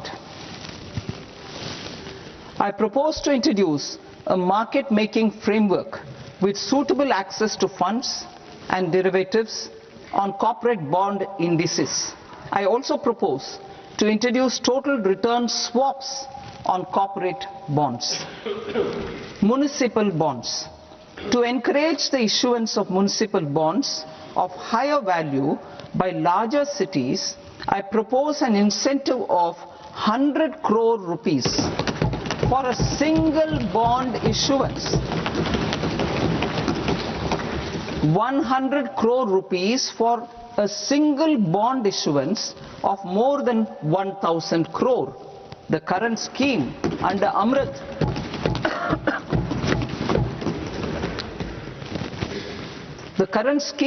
Amrit which incentivizes issuances up to 200 crores only. It is also proposed to increase the investment limit for an individual PROI under the scheme from 5% to 10% with an overall investment limit for all individual PROIs to 24% from the current 10%. Emerging technologies including AI. 21st century is technology driven. Adoption of technology is for the benefit of all people. Farmers in the field, women in STEM, youth keen to upskill, and Divyangjan to access newer opportunities. The government has taken several steps to support new technologies through AI Mission, National Quantum Mission, Anusandhan National Research Fund, and Research and Development and Innovation Fund. Our second kartavya is to fulfill aspirations and build capacities. Close to 25 crore individuals have come out of multi-dimensional poverty through a decade of our government's sustained and reform-oriented efforts.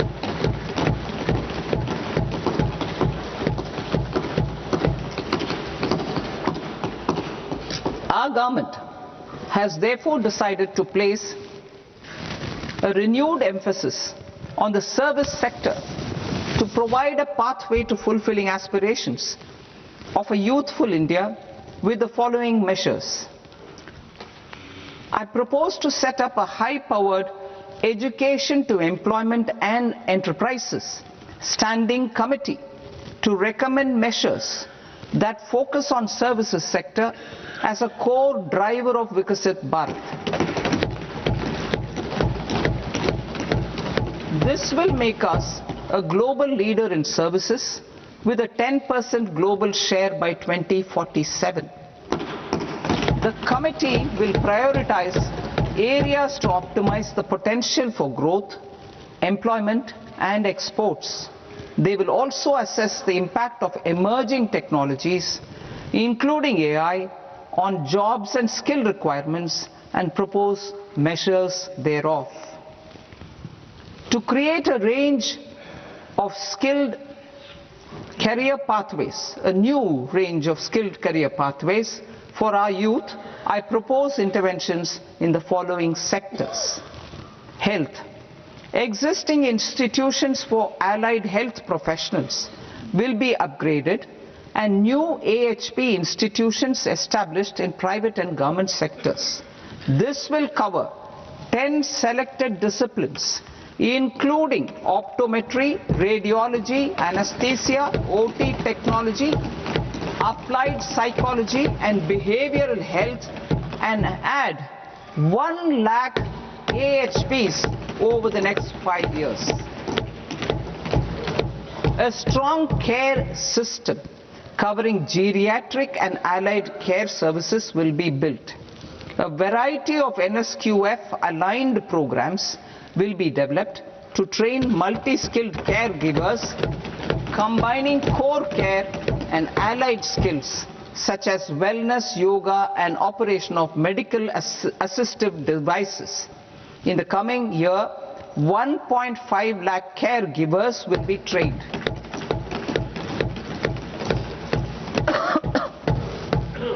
Hubs for medical value tourism. To promote India as a hub for medical tourism services, I propose to launch a scheme to support states in establishing 5 regional medical hubs in partnership with the private sector. These hubs will serve as integrated healthcare complexes that combine medical, educational and research facilities.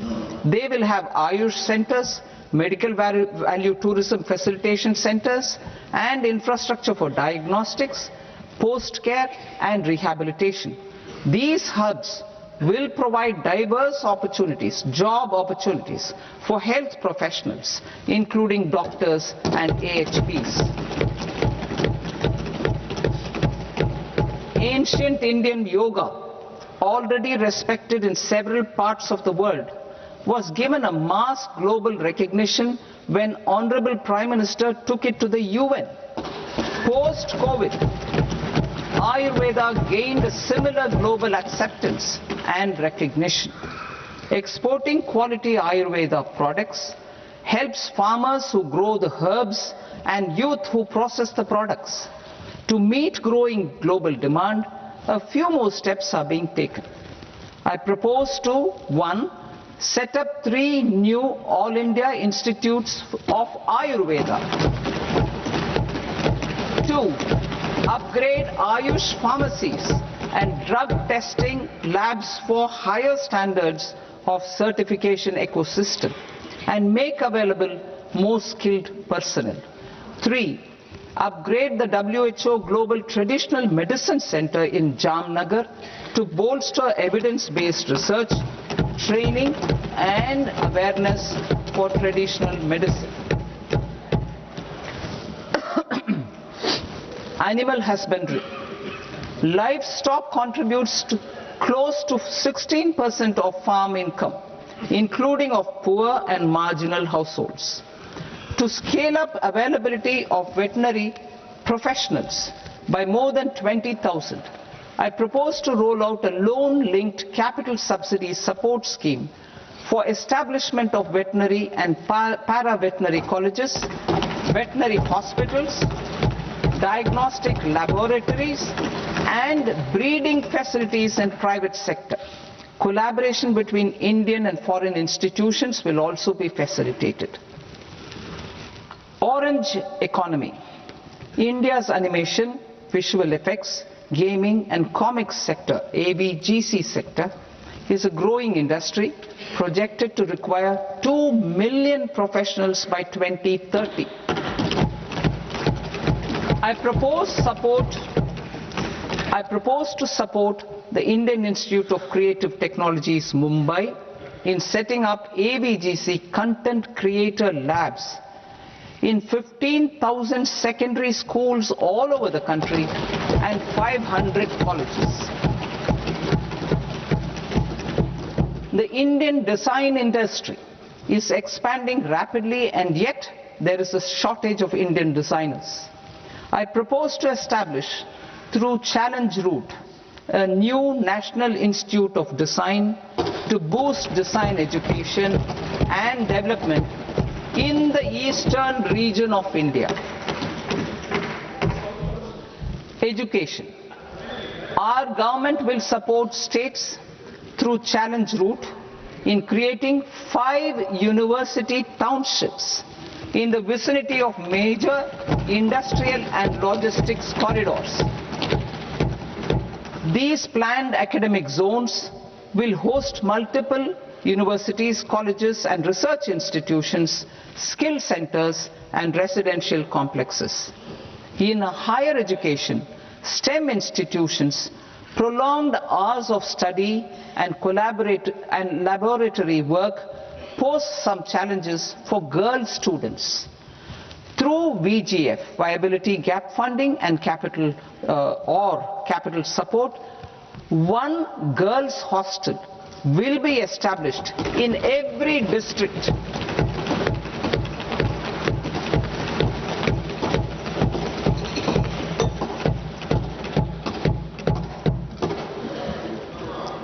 To promote astrophysics and astronomy via immersive experiences.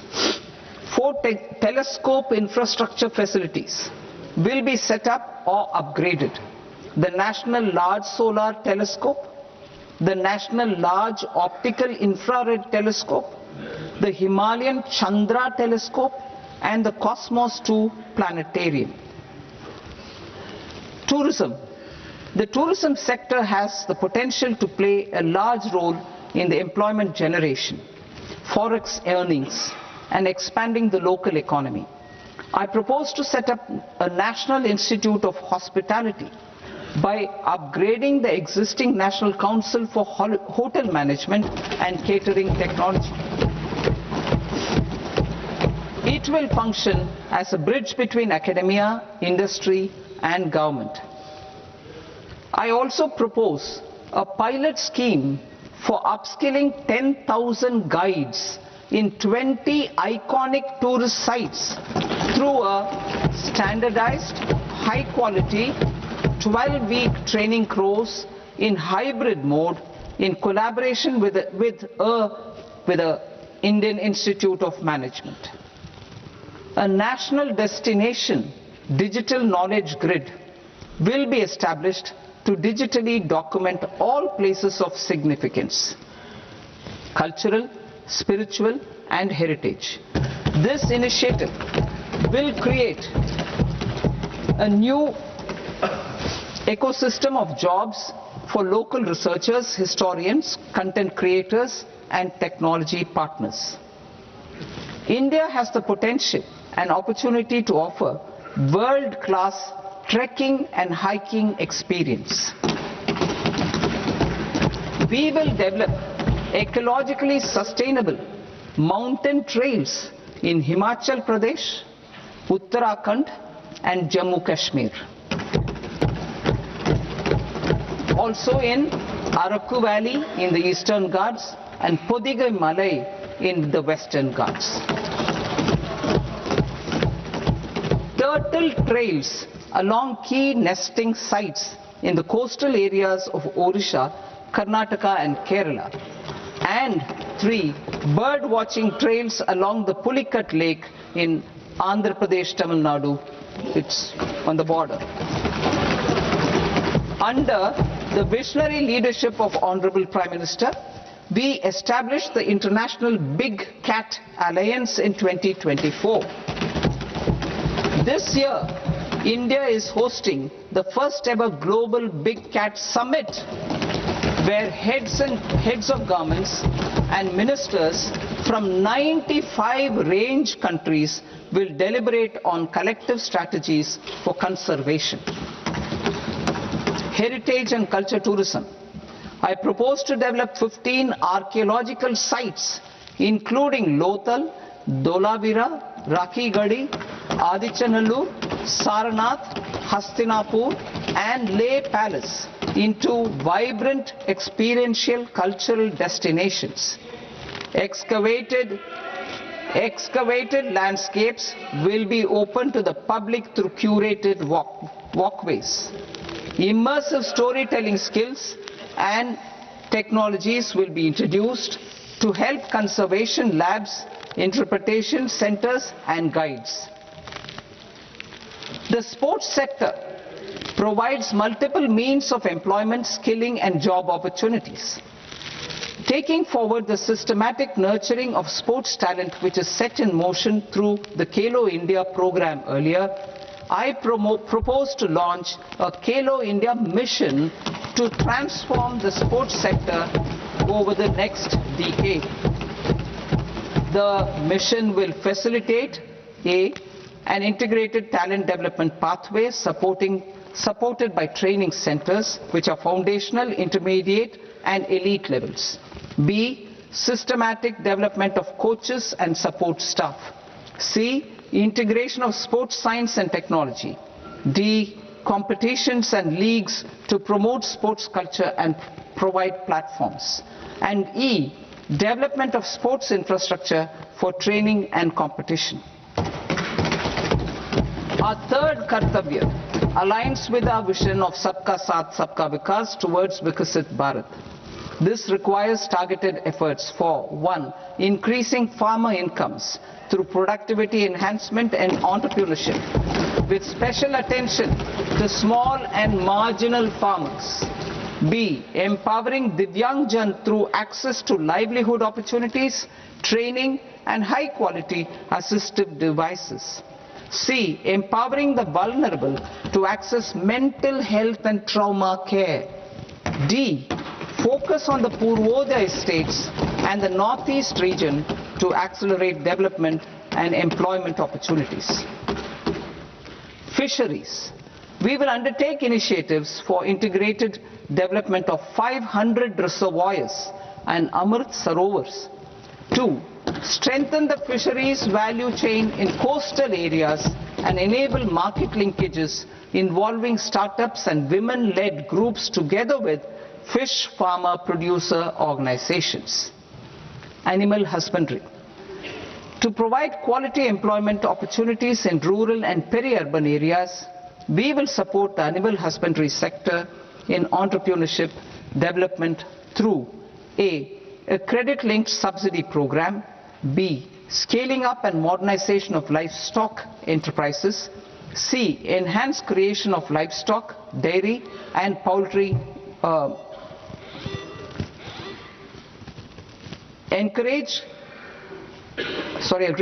enhanced creation of livestock, dairy and poultry focused integrated value chains, and D. Encourage creation of livestock farmer producer organizations. High value agriculture. To diversify farm outputs, increase productivity, enhance farmers' incomes and create new employment opportunities, we will support high value crops such as coconut, sandalwood, cocoa, cashew in the coastal areas, agar trees in northeast, and nuts such as almonds, walnuts and pine nuts in our hilly regions. These, all of them, will be supported. India is the world's largest producer of coconuts. About 30 million people, including nearly 10 million farmers, depend on coconuts for their livelihood. To further enhance competitiveness in coconut production, I propose a coconut promotion scheme to increase production and enhance productivity through various interventions, including replacing and non-productive trees with new saplings or plants or varieties in major coconut growing states. A dedicated program is proposed for Indian cashew and cocoa to make India self-reliant in raw cashew and coconut production and processing, enhance export competitiveness, and transform Indian cashew and Indian cocoa into premium global brands by 2030. Sandalwood. Sandalwood is closely linked to India's social and cultural heritage. Our government will partner with state governments to promote focused cultivation and post-harvest processing to restore the glory of the Indian sandalwood ecosystem, to rejuvenate old, low-yielding orchards and expand high-density cultivation of walnuts, almonds and pine nuts. We will support a dedicated program to enhance farmer incomes and in bringing value addition by engaging youth. Bharat Vistar, that is virtually integrated system to access agricultural resources. I propose to launch Bharat Vistar, a multilingual AI tool that shall integrate the AgriStack portals and the ICAR package on agricultural practices with AI systems. This will enhance farm productivity, enable better decisions for farmers, and reduce risk by providing customized advisory support. She Marts for rural women-led enterprises. Building on the success of Lakpati Didi program, I propose to help women take the next step from credit-linked livelihoods to being owners of enterprises. Self-help entrepreneur, She Marts will be set up as community-owned retail outlets within the cluster-level federations through enhanced and innovative financing instruments. Empowering Divyangjan. Divyangjan Kaushal Yojana. Information technology, AVGC sectors, hospitality and food and beverages sectors often offer task-oriented and process-driven roles which are suitable for Divyangjan. We will ensure dignified livelihood opportunities through industry-relevant and customized training specific to each Divyangjan group. Divyang Sahara Yojana.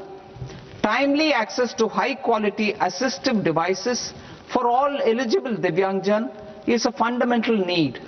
I propose to 1. Support the Artificial Limbs Manufacturing Corporation of India, Alimco, to set up and to scale up production of assistive devices, invest in R&D and AI integration, strengthen PM Divyasha Kendras, and support setting up of assistive technology marts as modern retail style centers where Divyangjan and senior citizens can see, try and purchase assistive products. Reaffirming our commitment to mental health and trauma care. There are no national institutes for mental health care in North India. We will therefore set up a NIMHANS 2 and also upgrade national mental health institutes in Ranchi and in Tezpur as regional apex institutions. Emergencies expose families, particularly the poor and vulnerable, to unexpected expenditure. We will strengthen and increase these capacities by 50% in district hospitals by establishing emergency and trauma care centers. Focus on Purvodaya states and northeastern regions. Purvodaya.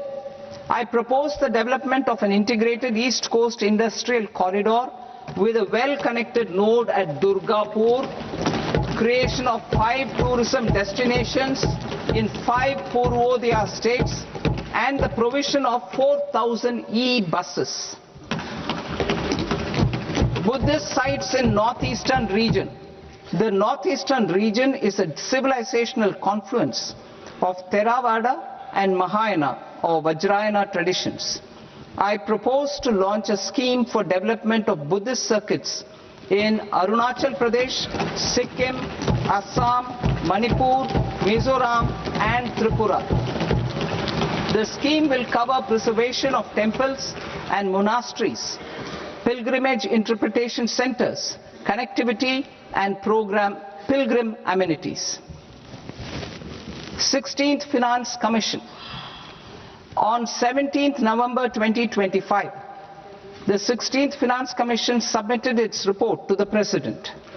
As mandated under Article 281 of the Constitution, the government is to lay the report along with the explanatory memorandum on the action taken report on the recommendations of the Commission in Parliament, which, Sir, Honourable Speaker, you've allowed me to do at the commencement of this session. The government has accepted the recommendation of the Commission to retain the vertical share of devolution at 41%. As recommended by the Commission, I have provided 1.4 lakh crores of rupees to the states for the year 2026-2027 as Finance Commission grants. These include rural and urban local body and disaster management grants. Fiscal consolidation. Government has been delivering on our fiscal commitments consistently without compromising on social needs. To strive towards accepted standards of fiscal management in Budget 25-26, I had indicated that the central government would target reaching a debt to GDP ratio of 50 plus or minus 1% by 2030-31. In line with this, the debt to GDP ratio is estimated to be 55.6% of GDP in BE 26-27, compared to 56.1% of GDP in RE 25-26. A declining debt to GDP ratio will gradually free up resources for priority sector lending and expenditure by reducing the outgo on interest payments. One of the main operational instruments for debt targeting is the fiscal deficit. I am happy to inform this august House that I fulfilled my commitment made in 2021-2022 to reduce fiscal deficit below 4.5% of GDP by 25-26. In RE 25-26, the fiscal deficit has been estimated at par with BE of 2025-26 at 4.4% of GDP. In line with the new fiscal prudence path of debt consolidation, the fiscal deficit in BE 26-27 is estimated to be 4.3% of the GDP.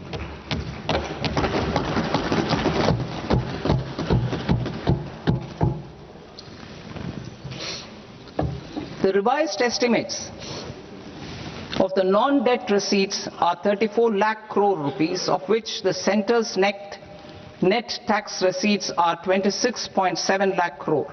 The revised estimate of the total expenditure is 49.6 lakh crore rupees, of which the capital expenditure is about 11 lakh crores. Budget estimates 2026 to 2027. Coming to 26-27, the non-debt receipts and the total expenditure are estimated as 36.5 lakh crore and 53.5 lakh crore respectively. The centre's net tax receipts are estimated at 28.7 lakh crore rupees. To finance the fiscal deficit, the net market borrowings from dated securities are estimated at 11.7 lakh crore rupees. The balance financing is expected to come from small savings and other sources. The gross market borrowings are estimated at 17.2 lakh crore rupees. I'll now move to Part B. Part B, direct taxes.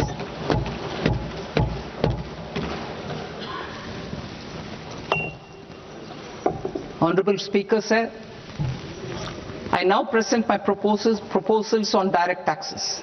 New Income Tax Act.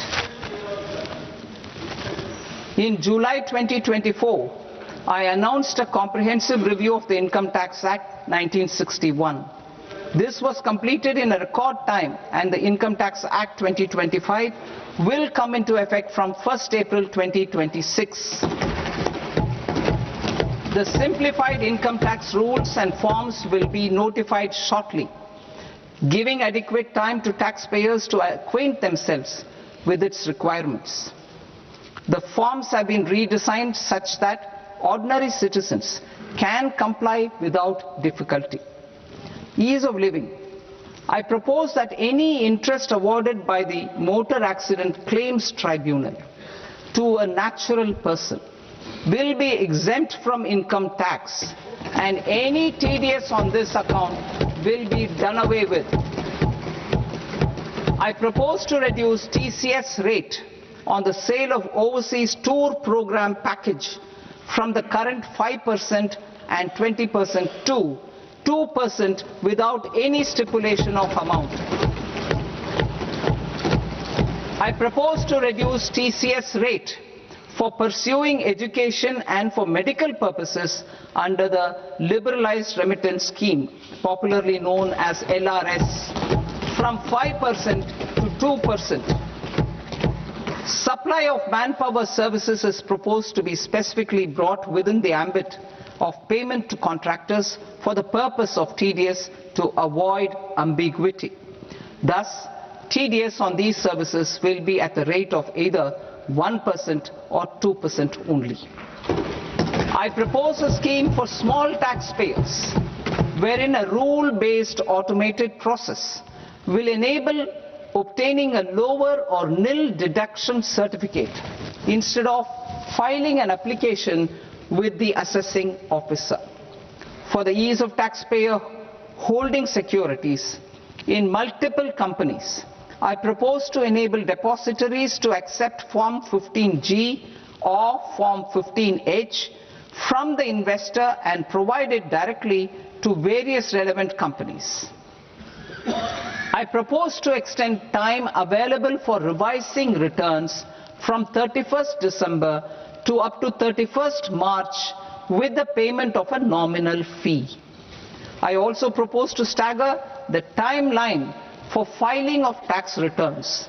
Individuals with ITR 1 and ITR 2 returns will continue to file till 31st July, and non-audit business cases or trusts are proposed to be allowed time till 31st August.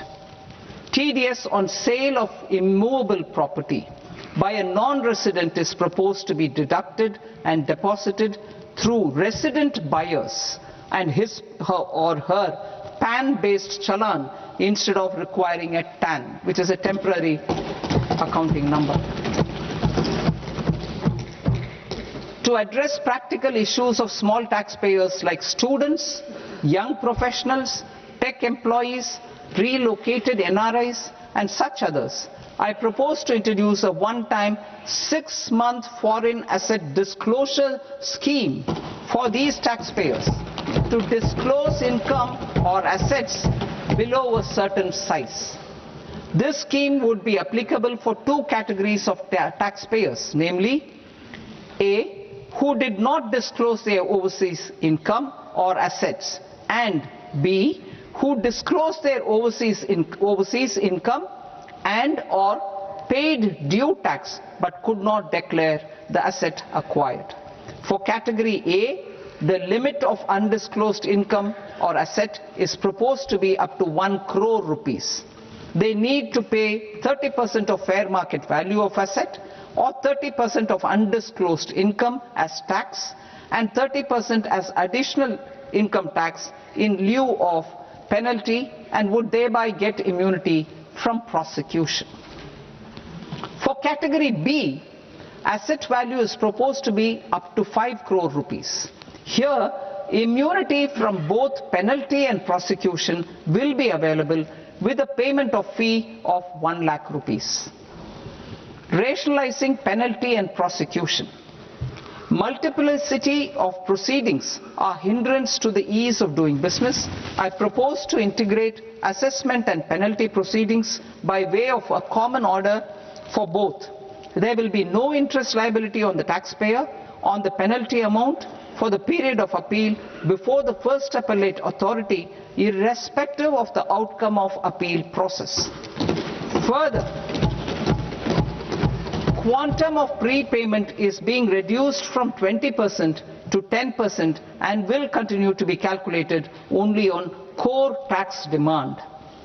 As an additional measure for reducing litigation, I propose to allow taxpayers to update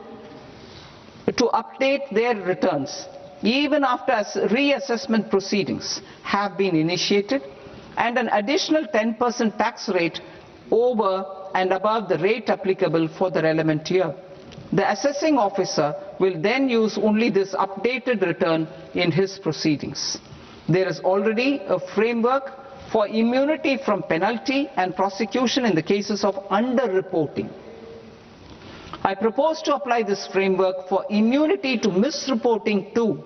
However, in such a case, the taxpayer will need to pay 100% of the tax amount as an additional income tax over and above the tax and interest due. Penalties for certain technical defaults, such as failure to get accounts audited, non-furnishing of transfer pricing audit report, and default in furnishing statement for financial transactions are proposed to be converted into fee.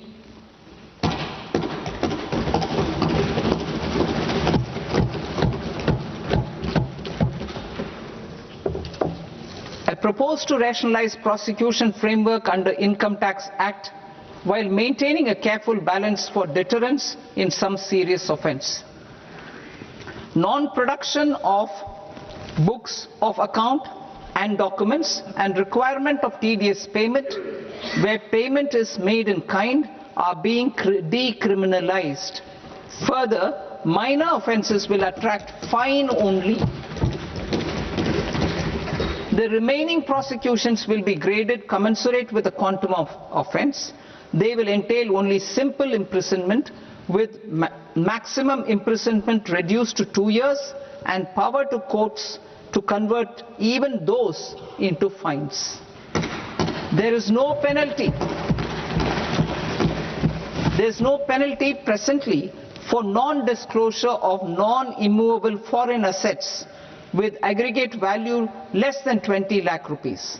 I propose to also provide them with immunity from prosecution with retrospective effect from 1/10/2024.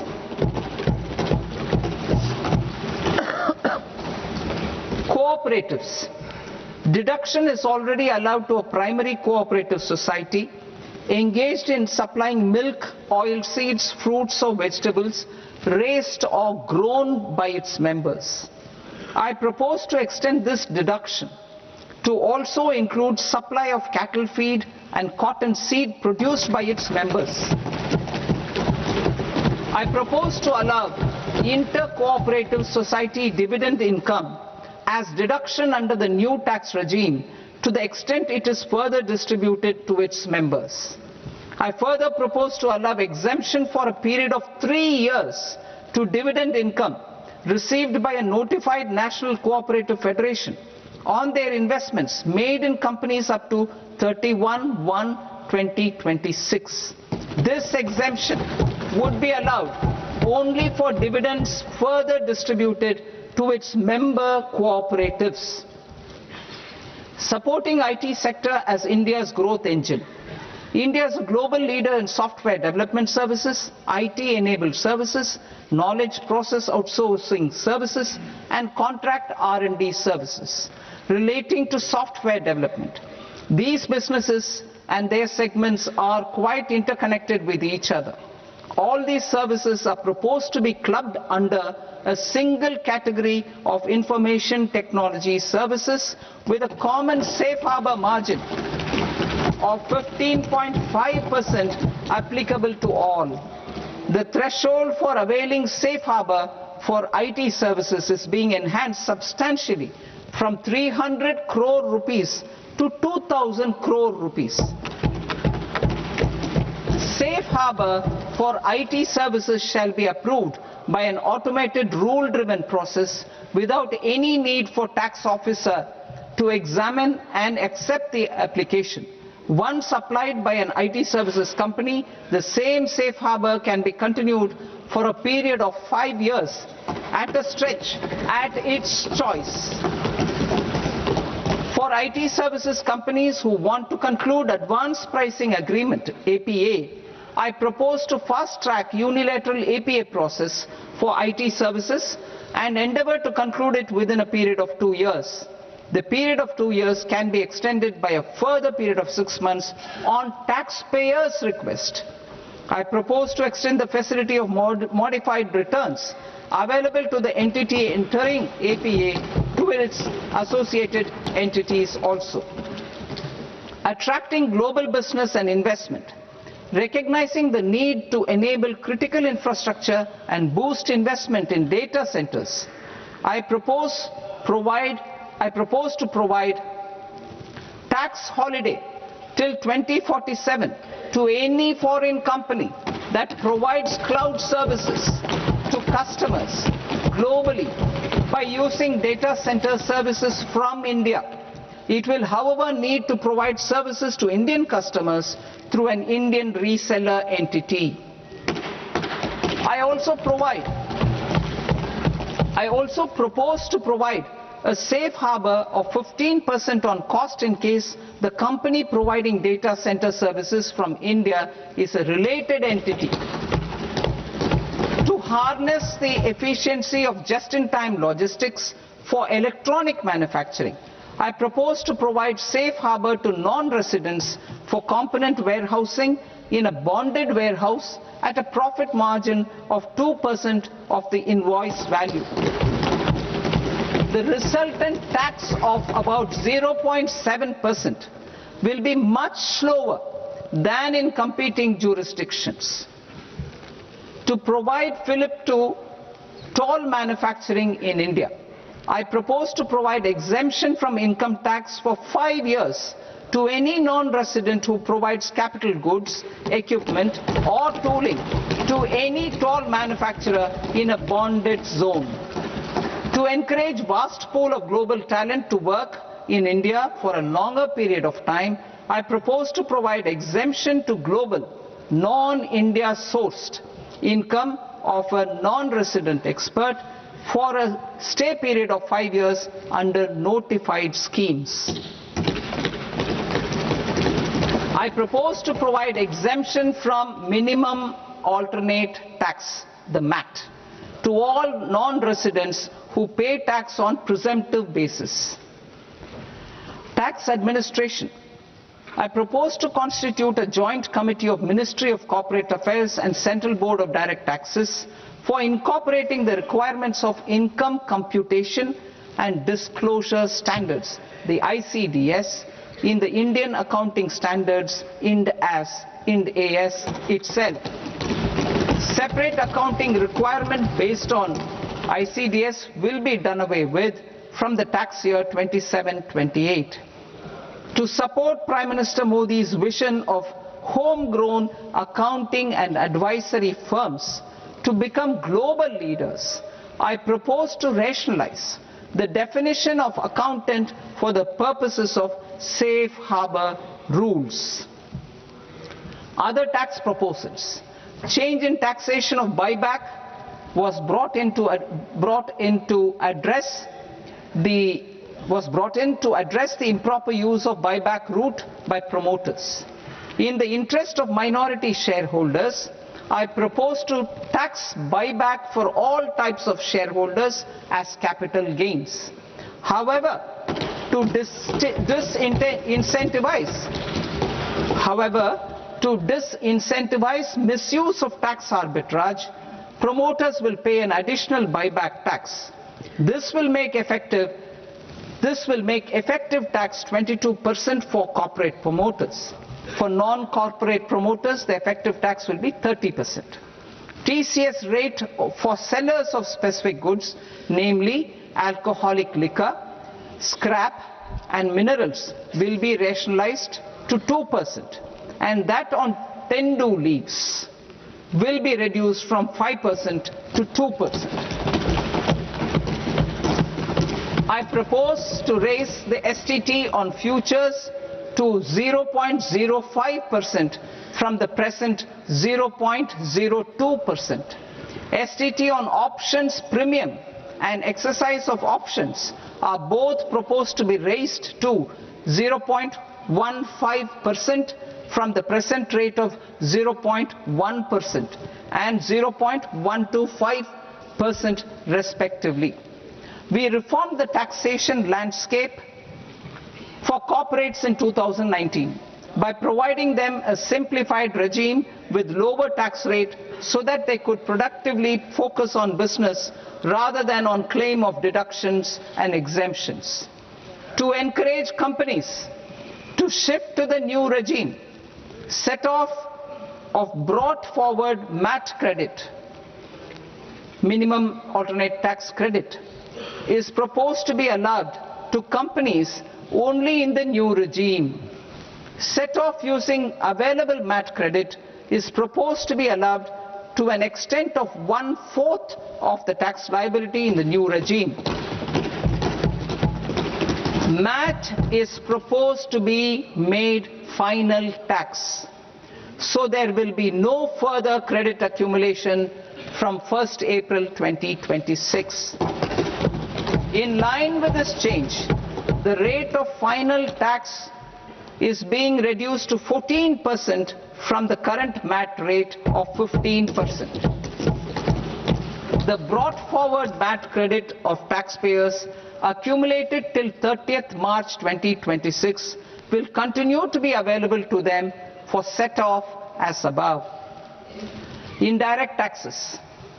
I shall now take up proposals related to indirect taxes. My proposals for customs and central excise aim to further simplify the tariff structure, support domestic manufacturing, promote export competitiveness, and correct inversion in duty. To continue weeding out long continuing customs duty exemptions, I propose to remove certain exemptions on items which are being manufactured in India or where the imports are negligible. Similarly, to further simplify the process of ascertaining the rate of duty applicable on a particular item, I propose to incorporate certain effective rates in various customs notifications to the tariff schedule itself. I shall now take up sector-specific proposals. Promotion of exports of marine, leather, and textile products.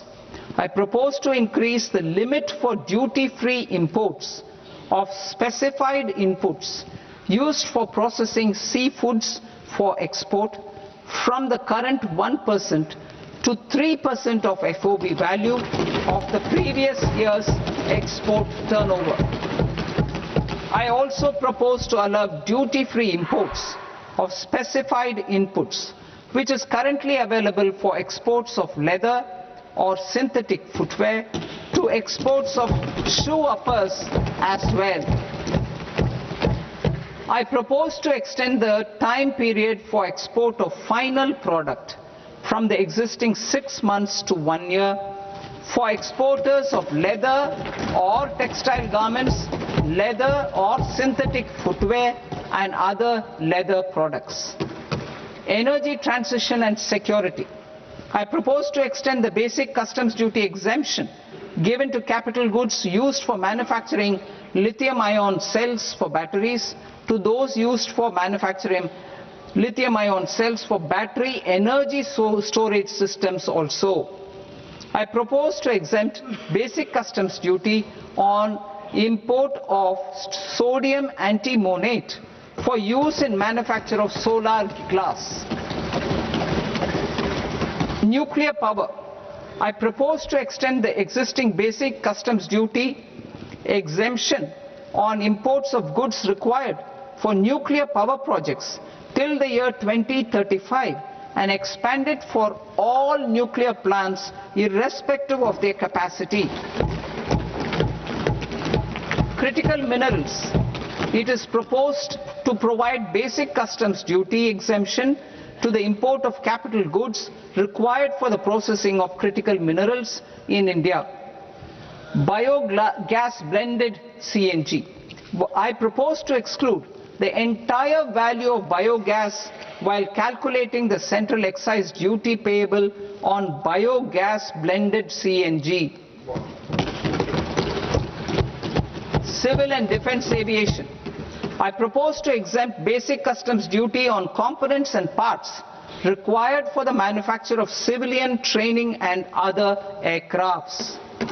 It is proposed to exempt basic customs duty on raw materials imported for the manufacture of parts of aircraft to be used in maintenance, repair, or overall requirements by units in the defense sector.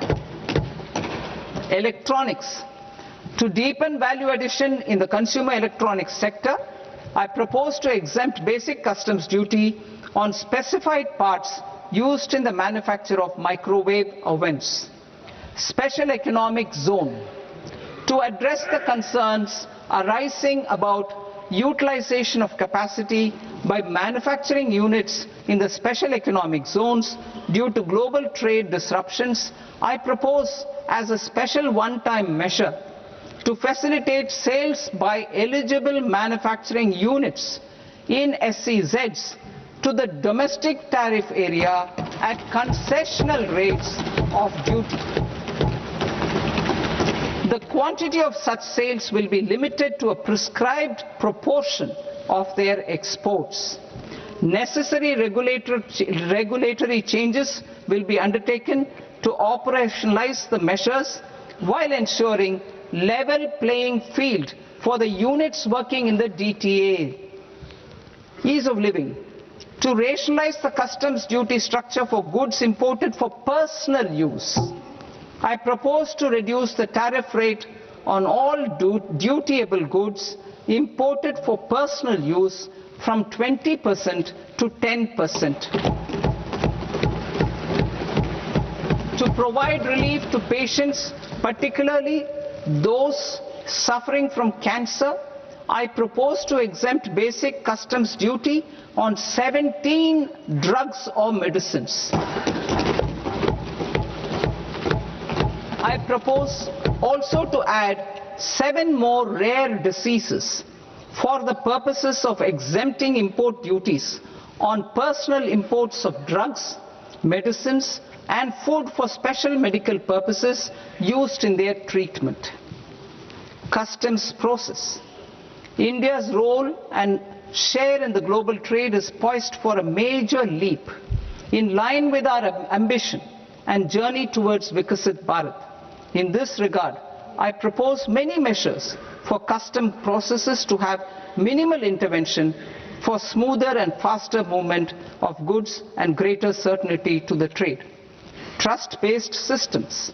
I propose to enhance duty deferral period for Tier 2 and Tier 3 authorized economic operators, known as AEOs, from 15 days to 30 days.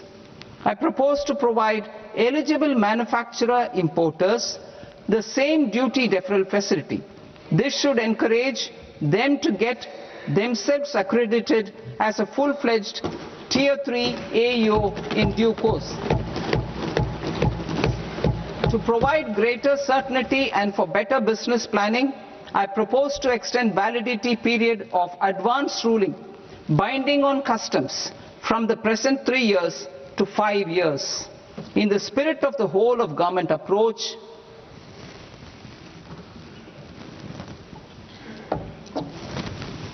government agencies will be encouraged to leverage AEO accreditation for preferential treatment in clearing their cargo. Regular importers with trusted long-standing supply chains will be recognized in the risk system so that the need for verification of their cargo every time can be minimized. Export cargo using electronic sealing. Export cargo using electronic sealing will be provided through clearance from the factory premises to the ship. For import of goods not needing any compliance, filing of bill of entry by a trusted importer and arrival of goods will automatically notify customs for completing their clearance formalities. This will enable goods to be released immediately on arrival. The customs warehouse framework will be transformed into a warehouse operator-centric system with a self-declarations, electronic tracking, and risk-based audit. These reforms will move away from the current system of officer-dependent approvals and reduce transaction delays and compliance costs. Ease of doing business. Approvals required for cargo clearance from various government agencies will be seamlessly processed through a single and interconnected digital window by the end of the financial year.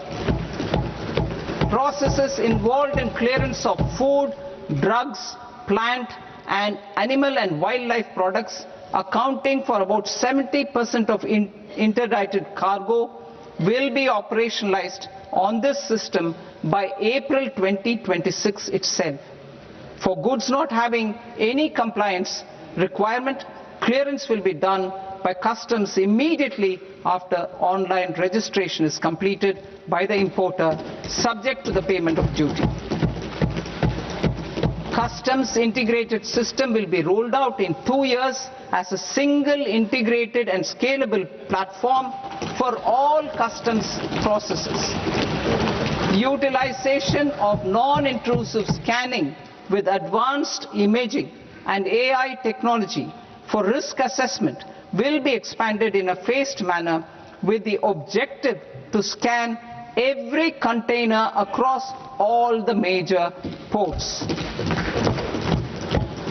New export opportunities to support Indian fishermen to fully harness the economic value of marine resources beyond our territorial waters.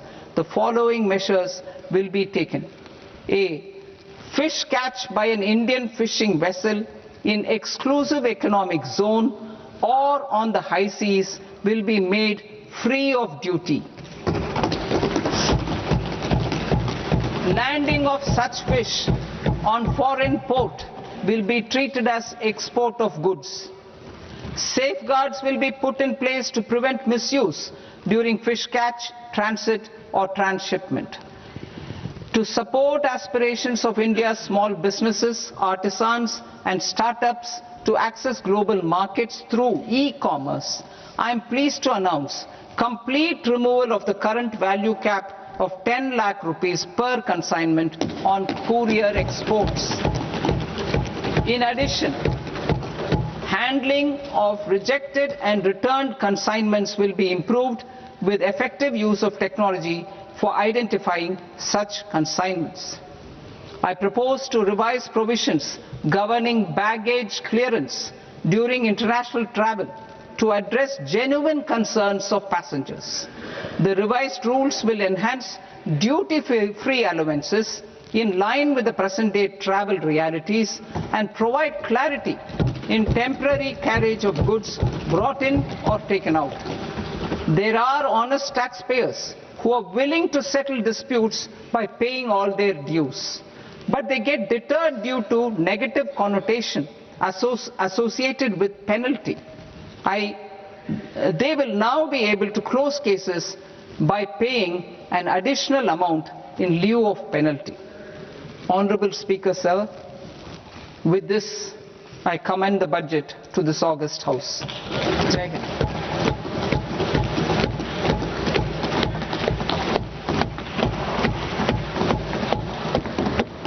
One and a half hours.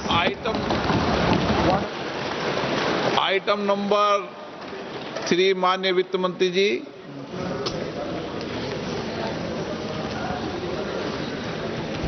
Item number 2, sir. 3.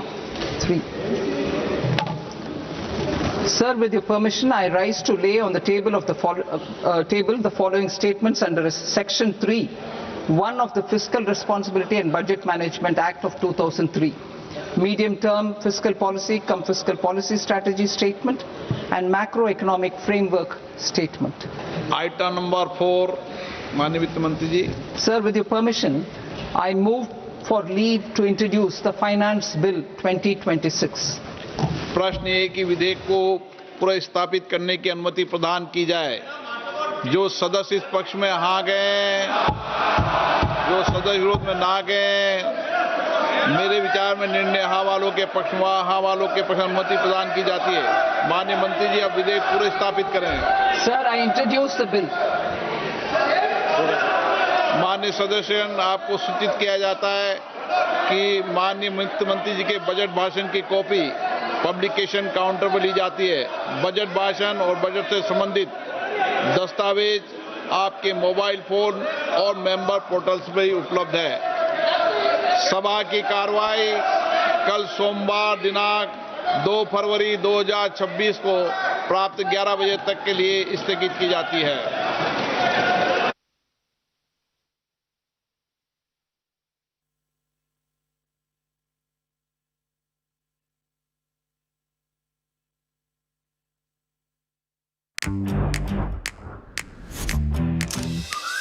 मैंने सोचा था कि वैसा ही होगा, nursery में ही होगा, मगर resident में ओह माय गॉड बहुत अच्छा लगा। हम जस्ट रिफ्रेशमेंट ले रहे थे, अचानक वो आ गए। जस्ट हमें एक सरप्राइज हो गया कि वाह ये आ गए। यार ठंड लग रही होगी, मिलने के एक्साइटमेंट में सब भूल गए। थक जाए इतना हंसना है जोरों से। स्कूल जैसा मत कीजिए, इसके यहाँ स्कूल नहीं है। आइए चलिए आप शुरू करते हैं। 1 2 3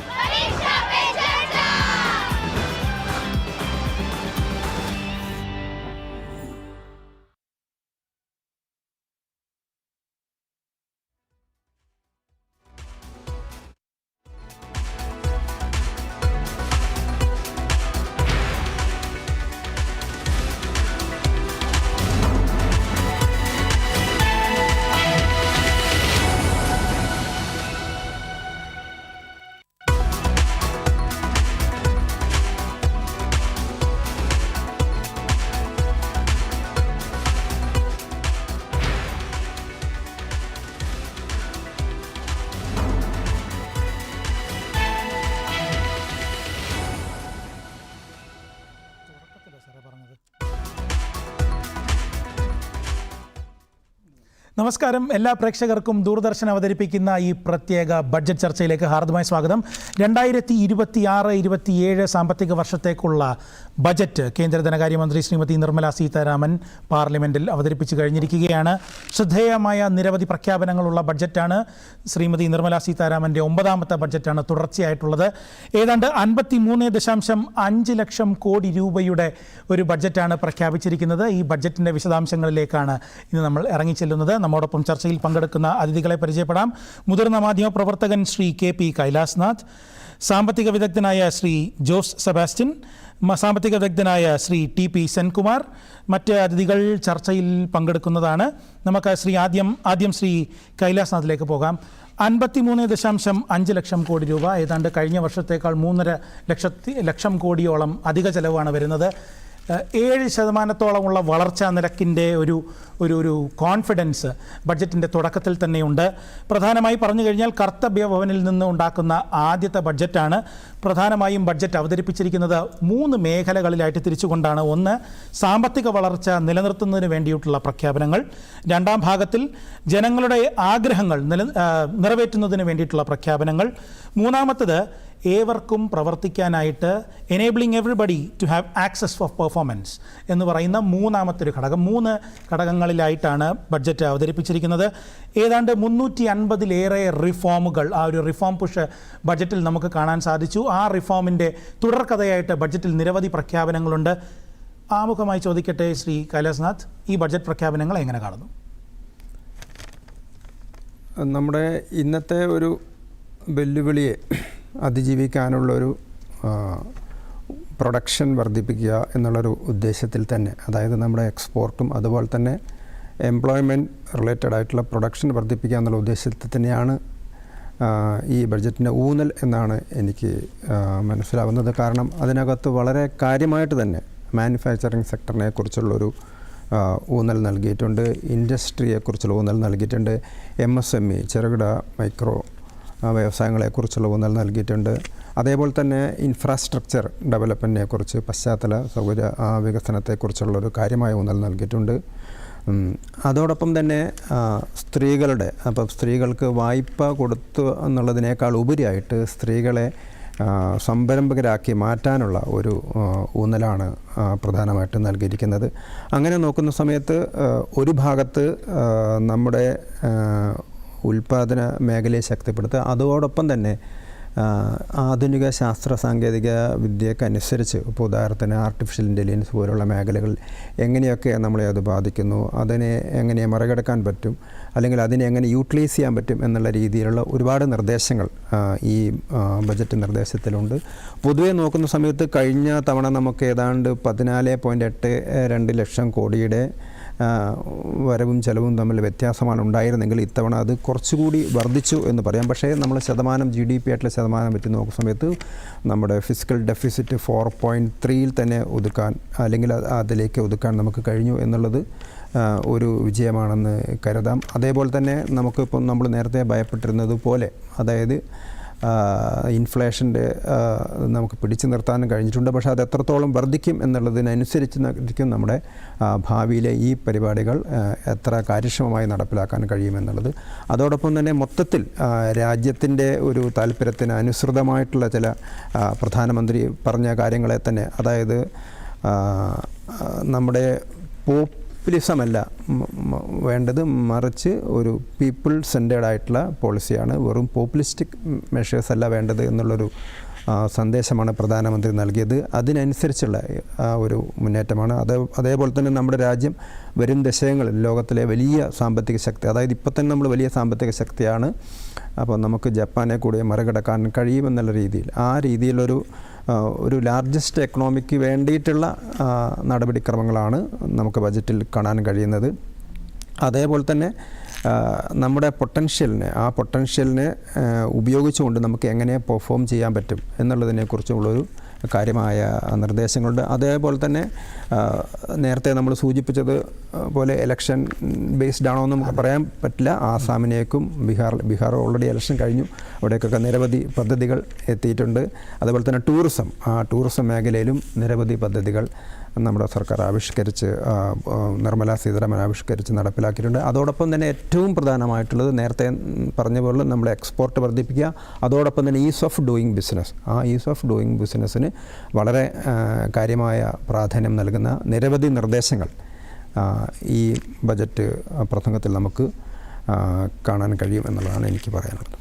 ശ്രീ ജോസ് സെബാസ്റ്റ്യനിലേക്ക് വരട്ടെ. നമുക്കറിയാം ബഡ്ജറ്റിനകത്ത് ഒന്ന്, നിലവിലത്തെ ആവശ്യങ്ങൾ നമുക്ക് നിറവേറ്റാനായിട്ട് സാധിക്കണം. രണ്ട്, ഈ പറയുന്നതല്ല ബഡ്ജറ്റിൻ്റെ ആമുഖത്തിൽ തന്നെ പറയുന്നത് പോലെ നമ്മുടെ എല്ലാം ഉള്ള ആസ്പിറേഷൻസ്, ഇന്ത്യയെ പോലെ വളരുന്നൊരു രാജ്യത്തിൻ്റെ ആസ്പിറേഷൻസ് നമുക്ക് അച്ചീവ്മെൻറ്റിലേക്ക് മാറ്റാൻ സാധിക്കണം. രണ്ടാമത് നമ്മുടെ പൊട്ടൻഷ്യലിനെ നമുക്ക് പെർഫോമൻസിലോട്ട് മാറ്റാൻ സാധിക്കണം. അതുകൊണ്ട് തന്നെ ആയിരിക്കാം ഒരു പക്ഷേ ബഡ്ജറ്റിൻ്റെ ആദ്യ ഭാഗം തുടങ്ങിയത് തന്നെ ഈ വളർച്ചയെ ഉയർത്താനായിട്ട് വേണ്ടിയിട്ട്, അല്ലെങ്കിൽ ആഗോളതലത്തിൽ തന്നെ പ്രതിസന്ധികൾ ഉള്ളപ്പോൾ പോലും ഇന്ത്യ ഒരു ഒയാസിസ് ഓഫ് ഗ്രോത്ത് എന്ന് നമ്മുടെ അനന്ത നാഗേശ്വരൻ സാറ് പറഞ്ഞതുപോലെ നിലനിർത്താനായിട്ട് ചില പ്രഖ്യാപനങ്ങളുണ്ടായിരുന്നു. നമുക്കതിനകത്ത് വളരെ ശ്രദ്ധേയമായിട്ടുള്ളത് എക്കണോമിക് ഗ്രോത്തിന് വേണ്ടിയിട്ട് 6 മേഖലകളിലായിട്ട് തരംതിരിച്ചാണ് പ്രഖ്യാപനങ്ങൾ വന്നിരിക്കുന്നത്.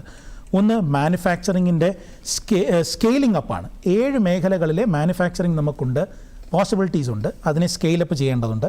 2, ലെഗസി ഇൻഡസ്ട്രീസ്, അതായത് നമ്മുടെ പരമ്പരാഗത മേഖലയെക്കുറിച്ചുള്ള പരാമർശങ്ങളുണ്ട്. 3, ഇന്ത്യയുടെ ഏറ്റവും വലിയ സ്ട്രെങ്ത് എന്നറിയപ്പെടുന്ന MSME മേഖലയുണ്ട്. 4, ഇൻഫ്രാസ്ട്രക്ചർ, ഇതിനെല്ലാം ആവശ്യമായിട്ടുള്ള ബേസിക് ഇൻഫ്രാസ്ട്രക്ചറാണ്. 4, ഇവരുടെ എല്ലാം ലോങ് ടേം സെക്യൂരിറ്റി അനിവാര്യമാണ്. പക്ഷേ ഭയങ്കര സർപ്രൈസിംഗ് ആയിട്ട് വന്ന ഒരു അനൗൺസ്മെൻ്റായിട്ട് എനിക്ക് തോന്നിയത് ഈ സിറ്റി എക്കണോമിക് ഡെവലപ്മെൻറ്റിന് വേണ്ടിയിട്ടാണ്. ഏർബനൈസേഷൻ വളർന്നു വരുന്നു ഇന്ത്യയിൽ നമുക്കറിയാം. അതുകൊണ്ട് തന്നെ സിറ്റീസ് പുതിയ എക്കണോമിക് ഗ്രോത്ത് സെൻറ്റേഴ്സ് ആകുന്നു എന്ന് പല വിദഗ്ധരും ചൂണ്ടിക്കാട്ടിയിരുന്നു. അതുകൊണ്ട് തന്നെ 6ാമതായിട്ടൊരു പില്ലറായി കയറി വന്നിരിക്കുന്നത് സിറ്റി എക്കണോമിക് ഗ്രോത്ത് ആണ്. 6 പില്ലേഴ്സിലായിട്ടുള്ള എക്കണോമിക് ഗ്രോത്ത് എന്ന് പറയുന്നൊരു സെക്ടർ. അതിനകത്ത് മാനുഫാക്ചറിങ് നോക്കിക്കഴിഞ്ഞാൽ ഇന്ത്യയുടെ ഒരു സ്ട്രെങ്ത് ആയിട്ടുണ്ടായിരുന്നത് ഫാർമസ്യൂട്ടിക്കൽ ഇൻഡസ്ട്രിയാണ്. ആ ഫാർമസ്യൂട്ടിക്കൽ ഇൻഡസ്ട്രിയെ മുന്നോട്ട് കൊണ്ടുപോകാനായിട്ട് ബയോ ഫാർമ ശക്തി എന്ന് പറയുന്ന ഒരു പ്രോജക്റ്റ് മുഖാന്തരം 5 വർഷങ്ങൾ കൊണ്ട് 10,000 കോടി രൂപയുടെ നിക്ഷേപമാണ് നമ്മൾ പ്രതീക്ഷിക്കുന്നത്. ഇന്ത്യ സെമി കണ്ടക്ടർ മേഖലയിൽ മുന്നേറാൻ ശ്രമിക്കുന്നു. ISM ഇന്ത്യയുടെ സെമി കണ്ടക്ടർ മിഷൻ 1.0 നമ്മൾ റോൾ ഔട്ട് ചെയ്തിരുന്നു. റോൾ ഔട്ട് ചെയ്യാൻ പോകുന്നത് 2.0 ആണ്. അതിനകത്ത് ഇൻഡസ്ട്രി ലെഡ് ആയിട്ടുള്ള R&Dക്ക് പ്രാധാന്യം നൽകിയിരിക്കുന്നു.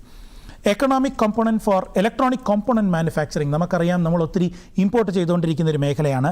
അതിനകത്ത് ഇലക്ട്രോണിക് കോമ്പണൻറ്റ് മാനുഫാക്ചറിങ്ങിന് വേണ്ടി കഴിഞ്ഞ വർഷത്തെ 22,000 കോടിയിൽ നിന്ന് 40,000 കോടിയിലേക്ക് വകയിരുത്തൽ വർദ്ധിച്ചിരിക്കുകയാണ്. റെയർ എർത്ത് ഒരു കോറിഡോർ സ്ഥാപിക്കുന്നതിനെക്കുറിച്ച് പറയുന്നുണ്ട്. പല കോറിഡോറുകളിൽ ഒന്ന് കേരളത്തെ അതിനകത്ത് പരാമർശിച്ചിട്ടുണ്ട്. സംസ്ഥാനത്തിൻ്റെ ധനകാര്യമന്ത്രി കേന്ദ്രത്തെ കാണാൻ പോയപ്പോഴത്തേക്കും കേരളത്തിൻ്റെ റെയർ എർത്ത് പോസിബിലിറ്റീസ് ചൂണ്ടിക്കാട്ടിയിരുന്നതാണ്. അത് നമ്മുടെ ഈ ബഡ്ജറ്റിൽ നമുക്ക് കാണാൻ സാധിച്ചിട്ടുണ്ട്. 3 കെമിക്കൽ പാർക്കുകളെക്കുറിച്ച് പറയുന്നുണ്ട്. ക്യാപിറ്റൽ ഗുഡ് കപ്പാസിറ്റി വർദ്ധിപ്പിക്കാനായിട്ട് ചില പ്രഖ്യാപനങ്ങൾ വന്നിരിക്കുന്നു. ടെക്സ്റ്റൈൽ സെക്ടർ, അതിനകത്ത് എടുത്തു പറയേണ്ടത് നമ്മുടെ പരമ്പരാഗത മേഖലയായിട്ടുള്ള ഹാൻഡ്ലൂം സെക്ടറിന് വേണ്ടിയിട്ടുള്ള പരാമർശങ്ങളാണ്. സമർത്ഥ് 2.0 എന്ന് പറയുന്ന പദ്ധതിയിലൂടെ സ്കില്ലിങ്ങിന് പ്രാധാന്യം നൽകിയിരിക്കുന്നു. മെഗാ ടെക്സ്റ്റൈൽ പാർക്ക് വികസിപ്പിക്കുന്നതിനെക്കുറിച്ച് പറയുന്നുണ്ട്. ഇത് ചാലഞ്ച് മോഡിലാണ്. മഹാത്മാഗാന്ധി ഗ്രാം സ്വരാജ് യോജന, അതിലൂടെ ഖാദി മേഖലയ്ക്ക് ഊന്നൽ നൽകുന്നതിനെക്കുറിച്ച് പരാമർശമുണ്ട്. അതിനോടൊപ്പം ലെഗസി ഇൻഡസ്ട്രീസ് നോക്കിക്കഴിഞ്ഞാൽ 200 ലെഗസി ഇൻഡസ്ട്രിയൽ ക്ലസ്റ്റേഴ്സിനെ കുറിച്ച് പറയുന്നു. ഈ പ്രഖ്യാപനങ്ങളെല്ലാം വരുന്നത് ബഡ്ജറ്റിൻ്റെ ആദ്യ ഭാഗത്താണ്. വളർച്ചയെക്കുറിച്ച് പറയുമ്പോഴാണ് ഇത്തരത്തിലുള്ള പ്രഖ്യാപനങ്ങളെ എങ്ങനെ കാണുന്നു ശ്രീ ജോസ് സെബാസ്റ്റ്യൻ? തീർച്ചയായും വളരെ അഭികാമ്യവും അതേസമയം പ്രതീക്ഷ നൽകുന്നതുമായ പ്രഖ്യാപനങ്ങളുണ്ട്.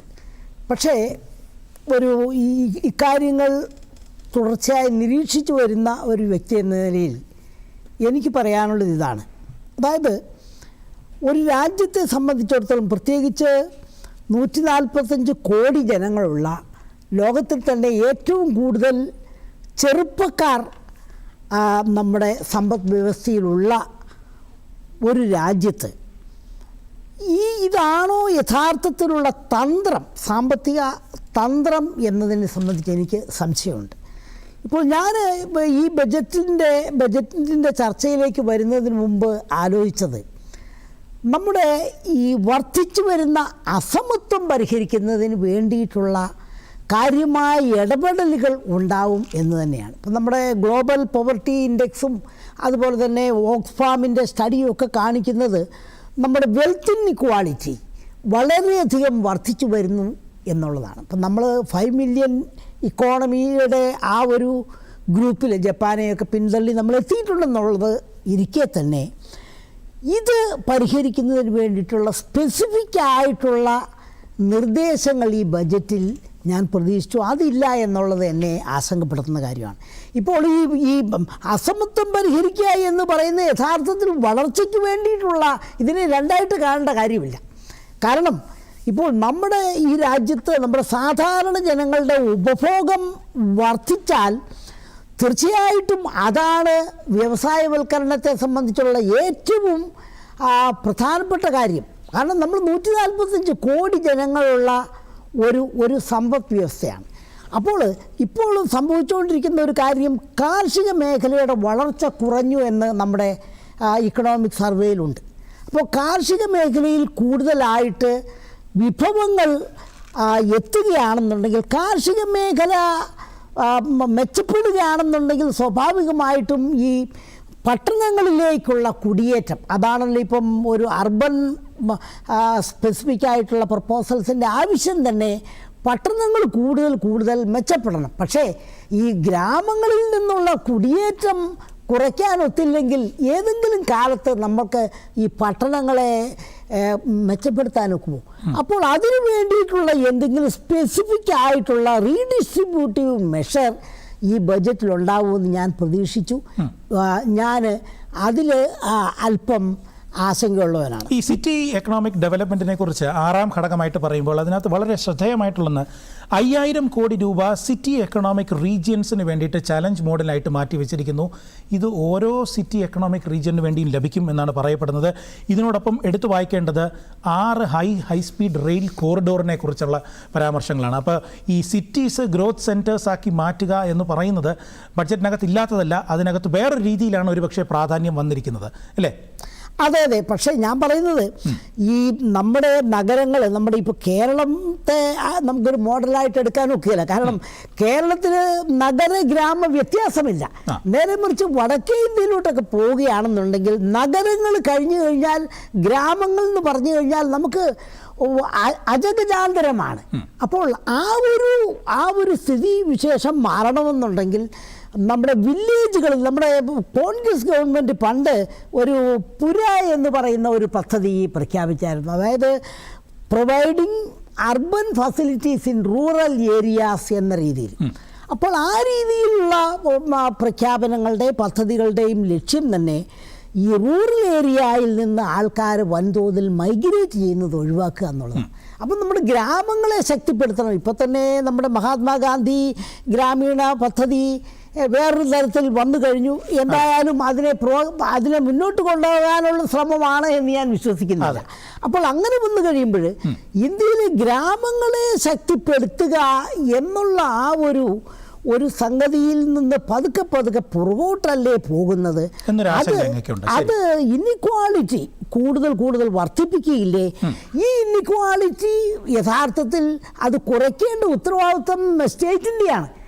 നമ്മുടെ ഈ ട്രിക്കിൾ ഡൗൺ എക്കണോമിക്സ് പ്രകാരം മുകൾ തട്ട് വികസിച്ചു കഴിഞ്ഞാൽ പതുക്കെ പതുക്കെ താഴേക്ക് കിനിഞ്ഞിറങ്ങും എന്ന് നമുക്ക് എത്ര കാലം പ്രതീക്ഷിച്ചിരിക്കാൻ ഒക്കും? ഇപ്പോൾ വികസിത രാജ്യങ്ങളുടെയൊക്കെ അനുഭവം കാണിക്കുന്നത് ടാക്സ് GDP റേഷ്യോ വളരെ കൂടുതലാണ്. ശക്തമായ ഒരു സോഷ്യൽ സെക്യൂരിറ്റി പദ്ധതികളും പരിപാടികളുമുണ്ട്. അങ്ങനെ ഈ വർദ്ധിച്ചു വരുന്ന നാഷണൽ ഇൻകത്തിൻ്റെ ഒരു ഭാഗം നികുതിയായിട്ട് സമാഹരിച്ച് അത് സാധാരണ ജനങ്ങളിൽ എത്തിക്കുന്ന ശക്തമായ റീഡിസ്ട്രിബ്യൂട്ടീവ് പുനർവിതരണ പ്രക്രിയയാണ് നമുക്കിവിടെ ആവശ്യം.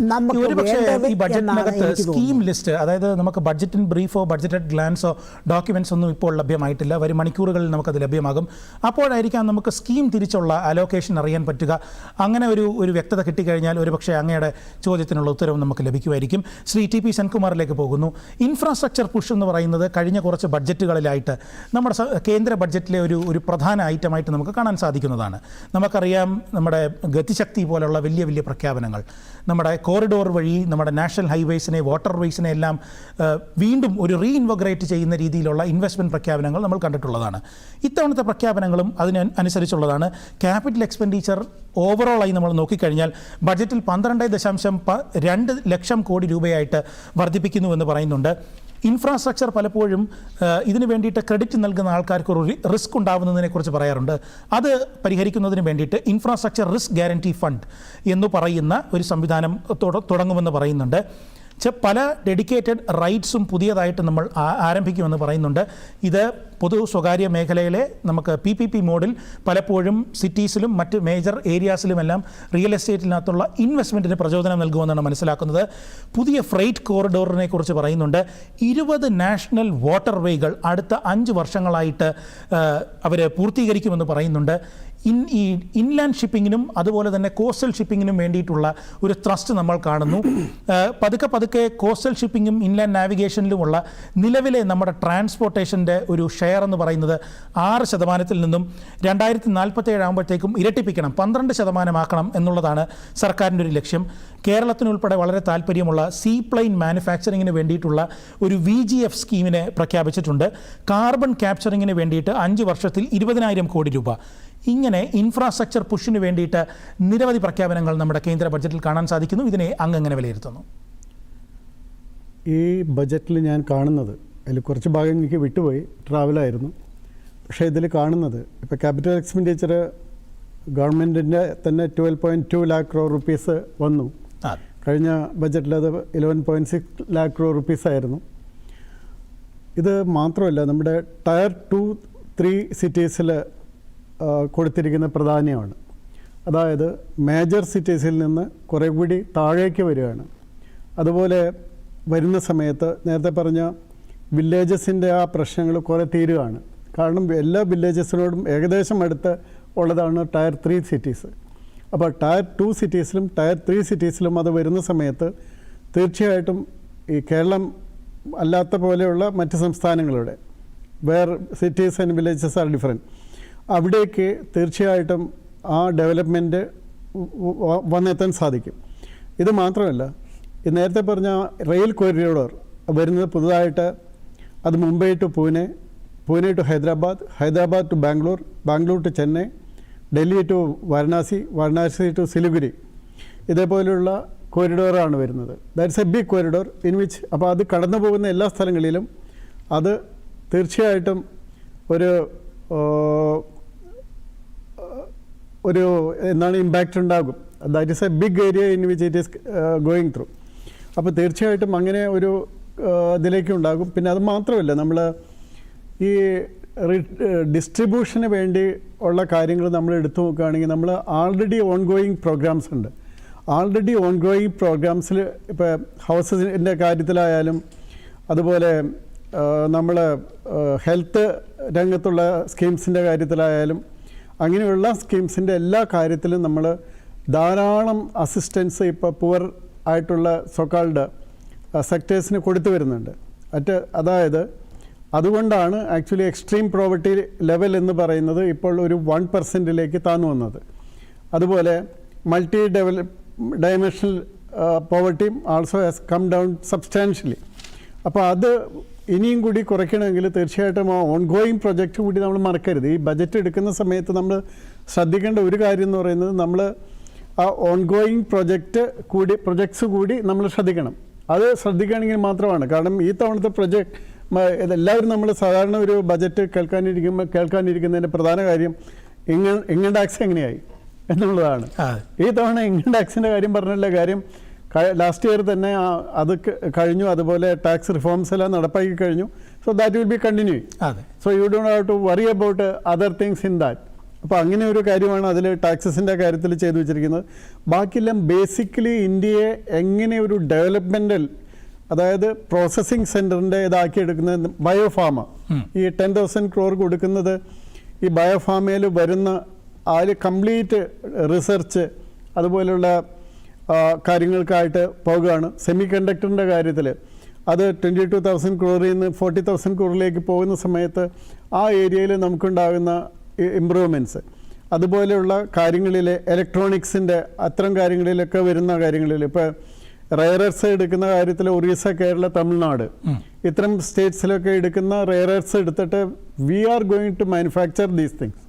അപ്പോൾ അങ്ങനെ മാനുഫാക്ചർ ചെയ്യുന്ന സമയത്ത് തീർച്ചയായിട്ടും എംപ്ലോയ്മെൻറ്റ് കൂടും. പിന്നെ നമ്മുടെ എംപ്ലോയ്മെൻറ്റിൻ്റെ കണക്കൊക്കെ നമ്മൾ എടുക്കുകയാണെങ്കിൽ വാസ്തവത്തിൽ ഈ ESI EPFൻ്റെ കണക്കാണ് എടുക്കേണ്ടത്. നമ്മൾ പലപ്പോഴും എടുക്കുന്ന കണക്ക് EPFൻ്റെ അല്ല.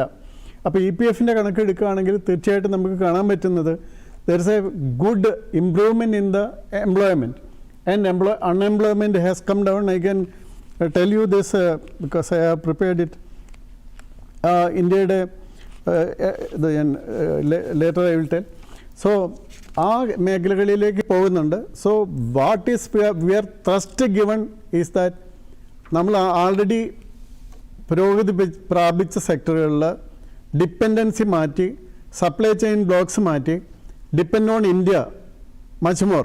ഇപ്പം നമ്മുടെ GDPയുടെ 62.5% നമ്മുടെ തന്നെ കൺസംഷനാണ്, വിത്തിൻ ദ കൺട്രി കൺസംഷനാണ്. So that consumption cannot come from 1% of the population or 10% of the population. It comes from a larger volume of population of India. അതുകൊണ്ട് മാത്രമാണ് 62% of the GDP comes from consumption within India എന്ന് പറയുന്നത്. അപ്പോൾ ആ വ്യത്യാസമൊക്കെ കണക്കിലെടുത്തിട്ടുള്ള ഒരു essentially strengthening the base again so that in the longer run Viksit Bharat 2047 എത്തുന്നതിനും അടിസ്ഥാനപരമായിട്ടുള്ള കാര്യങ്ങൾ. അതുപോലെ ഫ്രീ ബീസാണ് പലപ്പോഴും നമുക്ക് പലതരം പ്രശ്നങ്ങൾ വരുന്നത്. സോ ഇൻവെസ്റ്റ്മെൻറ്റ് ഇല്ലാതെ, ഇപ്പോൾ ഗവൺമെൻറ് ഇൻവെസ്റ്റ്മെൻറ്റ് കൂടാതെ there is large proportion of private investment also. Sometimes it comes down, sometimes അത് ഇപ്പോൾ ഈസ് ഓഫ് ഡൂയിങ് ബിസിനസ്സിൻ്റെ കാര്യത്തിലായാലും ടാക്സേഷൻ, ആ കാര്യത്തിൽ ഇമ്പോർട്ട് എക്സ്പോർട്ട് അതിൻ്റെ കാര്യത്തിൽ കൊടുത്തിരിക്കുന്ന കൺസെഷൻസിൻ്റെ കാര്യത്തിലായാലും ഡീക്രിമിനലൈസേഷൻ്റെ കാര്യത്തിലായാലും ആ is of doing business improve ചെയ്ത് കൊടുക്കുന്നുണ്ട്. So that private sector can confidently invest in those sectors. അതാണ് ഞാൻ മനസ്സിലാക്കുന്നത്. ഒരു ബേസ് വളർത്തുക, ഉള്ളതിനെ കൺസോൾട്ടേറ്റ് ചെയ്യുക, കൂടുതൽ സുഗമമാക്കുക, അല്ലേ, സിസ്റ്റമാറ്റിക് ആയിട്ട് റാഷണലൈസ് ചെയ്യുക, അതാണ് വ്യക്തമാണ്. ഇപ്പോൾ നമ്മുടെ ചർച്ചയിൽ പങ്കെടുക്കുന്നു സാമ്പത്തിക വിദഗ്ധനായ ശ്രീ പത്മജൻ TK. ശ്രീ പത്മജൻ, ചർച്ചയിലേക്ക് സ്വാഗതം. ഇപ്പോൾ പ്രഖ്യാപിക്കപ്പെട്ട ഈ കേന്ദ്ര ബഡ്ജറ്റിൽ അങ്ങക്ക് ശ്രദ്ധേയമായിട്ട് തോന്നിയിട്ടുള്ള ഏതെല്ലാം പരാമർശങ്ങളാണ് ശ്രീ പത്മജൻ?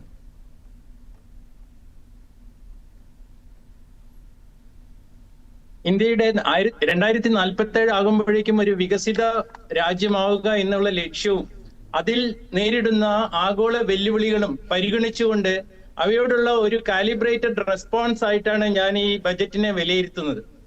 വളരെ വലിയ ഒരു ഗൃഹപാഠം, അതേപോലെ ബന്ധപ്പെട്ട എല്ലാ സെക്ടേഴ്സ് മേഖലകളിലും ഉള്ള പ്രശ്നങ്ങളെ പറ്റി അവരിൽ നിന്നുള്ള ഫീഡ്ബാക്കും എടുത്തതിന്റെ ഫലമായിട്ടാണ് വളരെ മൈന്യൂട്ട് ആയിട്ടുള്ള രീതിയിൽ ധനകാര്യമന്ത്രി വിവിധ രംഗങ്ങളിൽ പ്രഖ്യാപിച്ചിട്ടുള്ള പദ്ധതികൾ എന്നാണ് എനിക്ക് മനസ്സിലാവുന്നത്. പ്രത്യേകിച്ചും ആഗോള ലക്ഷ്യങ്ങൾ, ആഗോള വെല്ലുവിളികളെ നേരിടാൻ വേണ്ടി എല്ലാ രംഗത്തും ഉൽപാദന മേഖലയെ ശക്തിപ്പെടുത്തുക, ഒരു മത്സരാധിഷ്ഠിതമായിട്ടുള്ള ലോകത്ത് പിടിച്ചു നിൽക്കാൻ ആവശ്യമായിട്ടുള്ള ഒരു കഴിവ് നമ്മുടെ സമ്പദ്ഘടനയുടെ ഉത്പാദന മേഖലകൾക്ക് നൽകുക എന്നുള്ളതാണ്.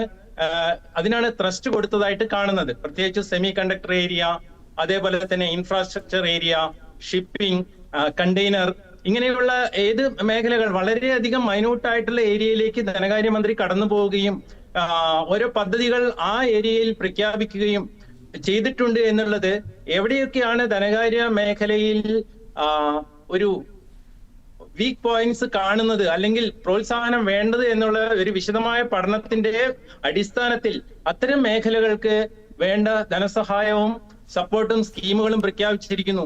അതേസമയം തന്നെ വളരെ വ്യാപകമായ രീതിയിൽ ജനങ്ങൾക്ക് പ്രയോജനം ചെയ്യാൻ വേണ്ടിയിട്ടുള്ള ഉദാഹരണത്തിന് എല്ലാ ജില്ലാ ആശുപത്രികളിലും ട്രോമ സെന്റർ, അതേപോലെ ആയുർവേദം പോലെയുള്ള കാര്യങ്ങളുടെ വികസനം, സിറ്റി സെന്റേർഡ് ഡെവലപ്മെന്റ് തുടങ്ങിയിട്ടുള്ള മൈന്യൂട്ട് ആയിട്ടുള്ള ജനങ്ങളിലേക്ക് എല്ലാവരിലേക്കും എത്തിക്കാൻ 3 പ്രധാന കാര്യങ്ങൾ ഈ കർത്തവ്യം എന്നുള്ള രീതിയിൽ തുടക്കത്തിൽ തന്നെ ധനകാര്യമന്ത്രി പറയുകയുണ്ടായി.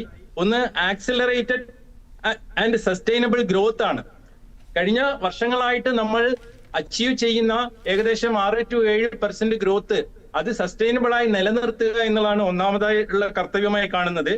രണ്ടാമത്, ആസ്പിരേഷൻ, ജനങ്ങളുടെ ആസ്പിരേഷൻ കണക്കിലെടുത്ത് കപ്പാസിറ്റി ബിൽഡിംഗ് നടത്തുക.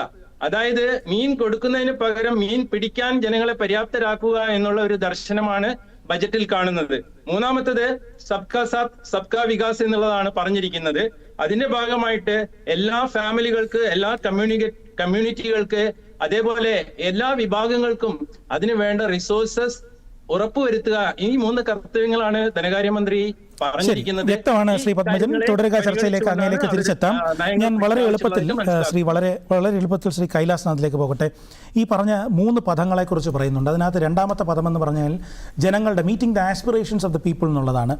അതിനകത്ത് വളരെ ശ്രദ്ധേയമായി എടുത്തു പറയേണ്ട ചില പരാമർശങ്ങളുണ്ട്. ഒന്ന്, ഡിസൈൻ, വളർന്നുകൊണ്ടിരിക്കുന്ന ആധുനികമായിട്ടുള്ള ഡിസൈൻ മേഖലയുണ്ട്. അതിനകത്ത് നമുക്ക് ഇനിയും മുന്നേറാനായിട്ടുള്ള സാധ്യതകളുണ്ട്. ചലഞ്ച് റൂട്ടിലൂടെ new national institute of design, അത് നോർത്ത് ഈസ്റ്റേൺ റീജിയനിൽ ഒരെണ്ണം വരും എന്ന് പറയുന്നുണ്ട്.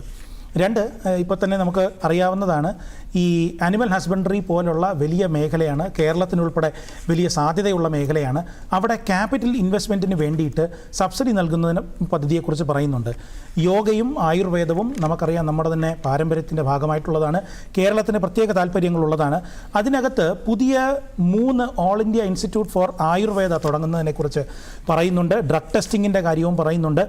വളരെ രസകരമായിട്ടുള്ള, കേരളത്തിന് എഗെയിൻ ഇമ്പാക്റ്റുള്ള ഒരു കാര്യമെന്ന് പറഞ്ഞു കഴിഞ്ഞാൽ കെയർ ഗിവിങ്ങിന് വേണ്ടിയിട്ടുള്ള, അതായത് പ്രൊഫഷണൽസിനെ ക്രിയേറ്റ് ചെയ്യുക എന്നുള്ളതാണ്. സർട്ടിഫൈഡ് ആയിട്ടുള്ള, ക്വാളിഫൈഡ് ആയിട്ടുള്ള പ്രൊഫഷണൽസിനെ ക്രിയേറ്റ് ചെയ്യുക എന്നുള്ളതാണ്.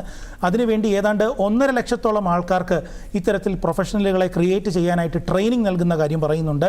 അതുപോലെ തന്നെ അലൈഡ് ഹെൽത്ത് പ്രൊഫഷണൽസ്, AHP എന്ന് പറയുന്നുണ്ട്. അതിന് വേണ്ടിയിട്ടുള്ള ട്രെയിനിങ് നൽകാനായിട്ട് ഇൻസ്റ്റിറ്റ്യൂഷനെ വളർത്തുന്നതിൻ്റെ കാര്യം പറയുന്നുണ്ട്. വിദ്യാഭ്യാസ രംഗത്തിൽ പറയുകയാണെന്നുണ്ടെങ്കിൽ 5 അക്കാഡമിക് സോണുകൾ, ഏതാണ്ട് എഡ്യൂക്കേഷൻ പാർക്കുകൾ എന്ന് വേണമെങ്കിൽ നമുക്ക് പറയാൻ പറ്റുന്ന ഒരു സങ്കല്പമാണ് സംസ്ഥാനങ്ങളോട് കൂടിച്ചേർന്ന് ചെയ്യാൻ പോകുന്നു. ചാലഞ്ച് മോഡിലാണ് ചെയ്യാൻ പോകുന്നത്. ഇവിടെ ആൾക്കാർക്ക് താമസിക്കാനുള്ള സൗകര്യമുണ്ടാകും, ഗവേഷണമുണ്ടാകും, പല യൂണിവേഴ്സിറ്റികൾ ഒരുമിച്ച് പ്രവർത്തിക്കും, ഒരു എഡ്യൂക്കേഷൻ ഹബ്ബായിട്ട് മാറാൻ പോകുന്നു. വളരെ ശ്രദ്ധേയമായിട്ടുള്ളത്, എല്ലാ ജില്ലകളിലും സ്ത്രീകൾക്ക് വേണ്ടിയിട്ട് വിദ്യാഭ്യാസം നേടാൻ വേണ്ടിയിട്ട് അവർക്ക് ഹോസ്റ്റലുകൾ നിർമ്മിക്കും എന്ന് പറയുന്ന ഒരു പ്രഖ്യാപനങ്ങൾ കൂടിയുണ്ട്. ചുരുക്കി പറഞ്ഞാൽ ഇതെല്ലാം ഈ പറയുന്ന കർത്തവ്യം, അതായത് നമ്മുടെ കർമ്മം, ആസ്പിറേഷൻ, മീറ്റിംഗ് ദ ആസ്പിറേഷനിലേക്ക് നമുക്ക് എത്തിച്ചേരാനായിട്ട് സഹായിക്കുമോ ശ്രീ കൈലാസ്നാഥ്? തീർച്ചയായിട്ടും. അപ്പം നമ്മുടെ റിസോഴ്സ് എന്താണ് എന്ന് മനസ്സിലാക്കിക്കൊണ്ടുള്ളൊരു കാഴ്ചപ്പാടിൽ തന്നെയാണ് ഇതൊക്കെ അവതരിപ്പിച്ചിരിക്കുന്നത്. നമ്മുടെ പ്ലസ് പോയിൻറ്റ്സിനെ പരമാവധി പ്രയോജനപ്പെടുത്തുക എന്നുള്ളൊരു കാഴ്ചപ്പാട് തന്നെയാണ്.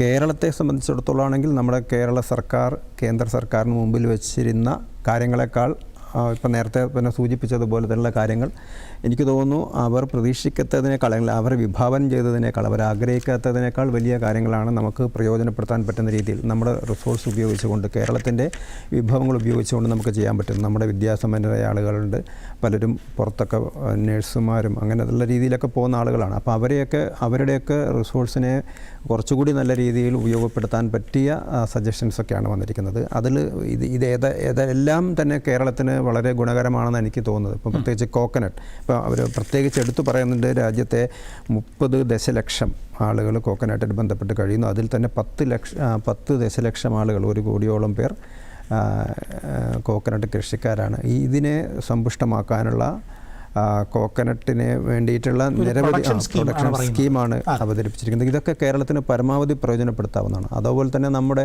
പരമ്പരാഗത വ്യവസായങ്ങളായ കാഷ്യൂ, അതിനൊക്കെയുള്ള പ്രൊമോഷൻ പദ്ധതികളൊക്കെ കേരളത്തിലാണ് എനിക്ക് തോന്നുന്നു കൊക്കോ ഒക്കെ ഏറ്റവും കൂടുതൽ കൃഷി ചെയ്യുന്നത്. അതേപോലെ തന്നെ കാഷ്യൂവിൻ്റെ കാര്യത്തിലാണ് കാഷ്യൂ കേരളത്തിൽ നിന്ന് മറ്റു സ്ഥലങ്ങളിലേക്കൊക്കെ പോയെങ്കിലും നമുക്ക് നമ്മുടേതായ ഒരു ഫുട് ഹോൾഡ് ഇപ്പോഴും ഉണ്ട്. അപ്പോൾ അതുകൊണ്ട് തന്നെ അതിനെ കേരളത്തിൻ്റെ വിഭവങ്ങളെ പരമാവധി പ്രയോജനപ്പെടുത്താനുള്ള അവസരം നമ്മുടെ മുമ്പിൽ കൈവന്നിരിക്കുകയാണ്. ഒരുപക്ഷെ നമ്മൾ പ്രതീക്ഷിച്ചതിനേക്കാൾ അല്ലെങ്കിൽ നമ്മൾ ആഗ്രഹം പ്രകടിപ്പിച്ചതിനേക്കാൾ അല്ലെങ്കിൽ നമ്മൾ ആവശ്യം ഉയർത്തതിനേക്കാൾ കൂടുതൽ കാര്യങ്ങൾ നമുക്ക് കിട്ടിയെന്ന് തന്നെയാണ് പറയുന്നത്. അതുപോലെ തന്നെ ടൂറിസം. ഇപ്പം ടൂറിസം എന്ന് പറയുന്നത് കേരളത്തെ സംബന്ധിച്ചിടത്തോളം കേരളത്തിന് അനുഗ്രഹീതമായ അല്ലെങ്കിൽ നമുക്ക് ഏറ്റവും പ്ലസ് പോയിൻ്റാണ് ടൂറിസം. ആ ടൂറിസത്തിനെ എങ്ങനെയൊക്കെ പ്രയോജനപ്പെടുത്താം എന്നുള്ളതിനെക്കുറിച്ചുള്ള നിരവധി പദ്ധതികളും നിർദ്ദേശങ്ങളൊക്കെയാണ് ധനമന്ത്രി അവതരിപ്പിച്ചിരിക്കുന്നത്. അങ്ങനെ നോക്കുന്ന സമയത്ത് അതേപോലെ തന്നെ സ്പോർട്സ്, ഇപ്പം കേരളത്തിലും നമുക്ക് സ്പോർട്സിൻ്റെ കാര്യത്തിൽ നമ്മൾ വളരെ മുമ്പിലാണ്. ഖേലോ ഇന്ത്യ മിഷൻ അതിൻ്റെ ഇതിനെക്കുറിച്ചുള്ളൊരു വിശദമായ പദ്ധതി മിഷൻ തന്നെ തയ്യാറാക്കിയിരിക്കുകയാണ്. സ്പോർട്സിൻ്റെ ഇൻഫ്രാസ്ട്രക്ചർ ഡെവലപ്മെൻറ്റ് എങ്ങനെയൊക്കെ ചെയ്യാൻ പറ്റും, അതുപോലെ സ്പോർട്സിലെ സാങ്കേതിക വിദ്യ എങ്ങനെ പ്രയോജനപ്പെടുത്താൻ പറ്റും. വളരെ സർപ്രൈസിംഗ് ആയിട്ട് തോന്നിയത് ആ സ്പോർട്സ് മേഖലയിലെ പ്രാധാന്യമാണ്. അതായത് ഫസ്റ്റ് സെക്ടറിൽ നമ്മൾ പറയുമ്പോൾ മാനുഫാക്ചറിങ്ങിൻ്റെ ഇമ്പോർട്ടൻസ് പറയുമ്പോൾ സ്പോർട്സ് സെക്ടറിന് വേണ്ടിയിട്ടുള്ള ഹൈ ക്വാളിറ്റി ആയിട്ടുള്ള പ്രോഡക്ട്സ് നിർമ്മിക്കാനായിട്ട് ഉള്ളൊരു എംഫസിസും കൂടി അതിനകത്ത് വന്നിട്ടുണ്ട്. അതിലൊക്കെ നമുക്ക് വളരെയധികം മുന്നോട്ട് പോകാൻ പറ്റും. നമുക്ക് സ്പോർട്സ് ഇൻഡസ്ട്രീസ് തന്നെ തുടങ്ങാൻ നമുക്ക് പറ്റും. കാരണം അതിനുള്ള വിഭവങ്ങൾ നമുക്കുണ്ട്, നമ്മൾ ആളുകളുണ്ട്. പ്രത്യേകിച്ച് കേരളം എന്ന് പറയുന്ന സമയത്ത് സ്പോർട്സിൻ്റെ കാര്യത്തിലൊക്കെ നമ്മൾ വളരെ മുൻപന്തിയിൽ നിൽക്കുന്നുണ്ട്. അപ്പോൾ നമുക്ക് ആ ഒരു അഡ്വാൻറ്റേജൊക്കെ പ്രയോജനപ്പെടുത്തിക്കൊണ്ട് കേന്ദ്രത്തിൻ്റെ സഹായത്തോടു കൂടി തന്നെ സ്പോർട്സ് വികസനത്തിൽ അതിനകത്ത് നമ്മുടെ ടാലൻറ്റ് ഡെവലപ്പ് ചെയ്യുന്ന കാര്യത്തിലാണെങ്കിലും അതുപോലെ തന്നെ സിസ്റ്റമാറ്റിക് ആയിട്ടുള്ള ഡെവലപ്മെൻറ്റിൻ്റെ കാര്യത്തിലാണെങ്കിലും ടെക്നോളജി അത് വർദ്ധിപ്പിക്കുന്ന കാര്യത്തിലാണെങ്കിലും ഇൻഫ്രാസ്ട്രക്ചർ വർദ്ധിപ്പിക്കുന്ന കാര്യത്തിലാണെങ്കിലൊക്കെ തന്നെ സ്പോർട്സിൻ്റെ കാര്യത്തിൽ നമുക്ക് ഒരുപാട് മുന്നേറാൻ പറ്റും. അതേപോലെ തന്നെ ടൂറിസം. ഇപ്പോൾ ടൂറിസത്തിനെ നഗരങ്ങളിലെ കേന്ദ്രീകരിച്ചുള്ള ടൂറിസത്തെക്കുറിച്ച് പറഞ്ഞിട്ടുണ്ട്. അതേപോലെ തന്നെ ആർക്കിയോളജിക്കൽ സൈറ്റ്സ് അപ്ഗ്രേഡ് ചെയ്യുന്നതിനെ കുറിച്ച് പറയുന്നുണ്ട്. വളരെ ഇമ്പോർട്ടൻ്റ് ആയിട്ടുള്ള 20 ആർക്കിയോളജിക്കൽ സൈറ്റുകൾ എടുത്തിട്ട് അത് ഇൻ്റർനാഷണൽ സ്റ്റാൻഡേർഡ്സിലേക്ക് ട്രെയിലുകൾ വഴി അത് ഇംപ്രൂവ് ചെയ്യുന്നതിനെക്കുറിച്ച് അതിനകത്ത് പറയുന്നുണ്ട്. കേരളത്തിനെ പോലുള്ള സംസ്ഥാനങ്ങൾക്ക് വളരെയധികം പ്രതീക്ഷയുള്ളതാണ്. അപ്പോൾ ചുരുക്കി പറഞ്ഞാൽ നിരവധി മേഖലയെക്കുറിച്ചുള്ള പരാമർശമുണ്ട്. ശ്രീ ജോസ് സെബാസ്റ്റ്യനിലേക്ക് പോകട്ടെ. ഈ അങ്ങ് പറയുന്ന ചില കാര്യങ്ങൾ, അതായത് ആക്സസിനെ കുറിച്ചുള്ള പരാമർശങ്ങളുണ്ട്.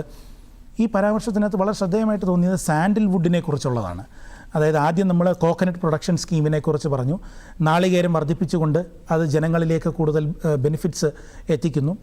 2 കൊക്കോയ്ക്ക് വേണ്ടിയിട്ടും കാഷ്യൂവിന് വേണ്ടിയിട്ടും ഉള്ളൊരു സ്കീമാണ്. നമ്മുടെ സംസ്ഥാനത്തിനും എഗെയിൻ ബെനിഫിറ്റ് കിട്ടാൻ സാധ്യതയുള്ള ഒരെണ്ണമാണ്.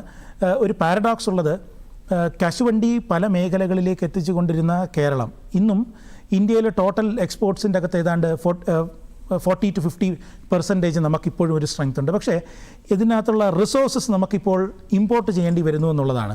ഈ സ്കീം വളരെ സർപ്രൈസിംഗ് ആയിട്ട് കൊക്കോ ആൻഡ് കാഷ്യൂനട്ടിൻ്റെ അകത്ത് ഡൊമസ്റ്റിക് ആയിട്ടുള്ള പ്രൊഡക്ഷൻ കൂട്ടുന്നതിന് വേണ്ടിയിട്ട് ഒരു എംഫസിസ് നൽകുന്നു എന്നുള്ളതാണ്. മൂന്നാമത് സാൻഡിൽവുഡിൻ്റെ കേസാണ്.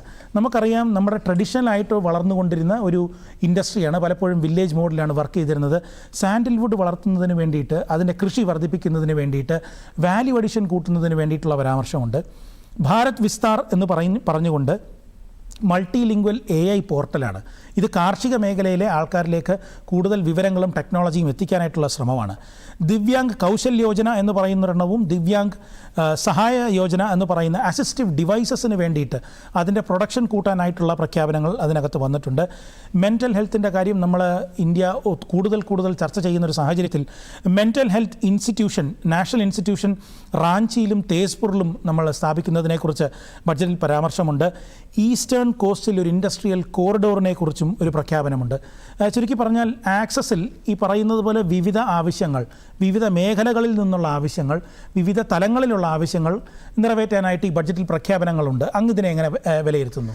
തീർച്ചയായിട്ടും ഒരു സർക്കാർ ജനങ്ങളെ സർക്കാരിനെ ആശ്രയിക്കുന്നവരാക്കി മാറ്റുന്നതല്ല കാര്യം. അവർ സ്വന്തം കാലിൽ നിൽക്കാൻ അവരെ പ്രേരിപ്പിക്കുന്ന അതിനു വേണ്ടിയിട്ടുള്ള ഒരു കൃത്യമായ ഒരു പദ്ധതി ഇതിലുണ്ട്. എല്ലാ മേഖലയിലുള്ള ആൾക്കാർക്കും സർക്കാർ ചില സൗകര്യങ്ങൾ ചെയ്തു കൊടുക്കുന്നു. ആ സൗകര്യങ്ങൾ ബിസിനസ് ചെയ്യാനുള്ള ആകമാനമുള്ള അന്തരീക്ഷം മെച്ചപ്പെടുത്തുന്നു. അത് പ്രയോജനപ്പെടുത്താൻ ജനങ്ങൾ തയ്യാറാവണം. അതിനുമാണ് നമ്മളിപ്പോൾ ആർട്ടിഫിഷ്യൽ ഇൻ്റലിജൻസ് ആയാലും പുതിയ ഈ ഇൻഫർമേഷൻ ടെക്നോളജി ഒക്കെ ഒരുപാട് മെച്ചപ്പെട്ടിട്ടുണ്ട്. അത് തീർച്ചയായിട്ടും ഞാൻ അംഗീകരിക്കുന്നു.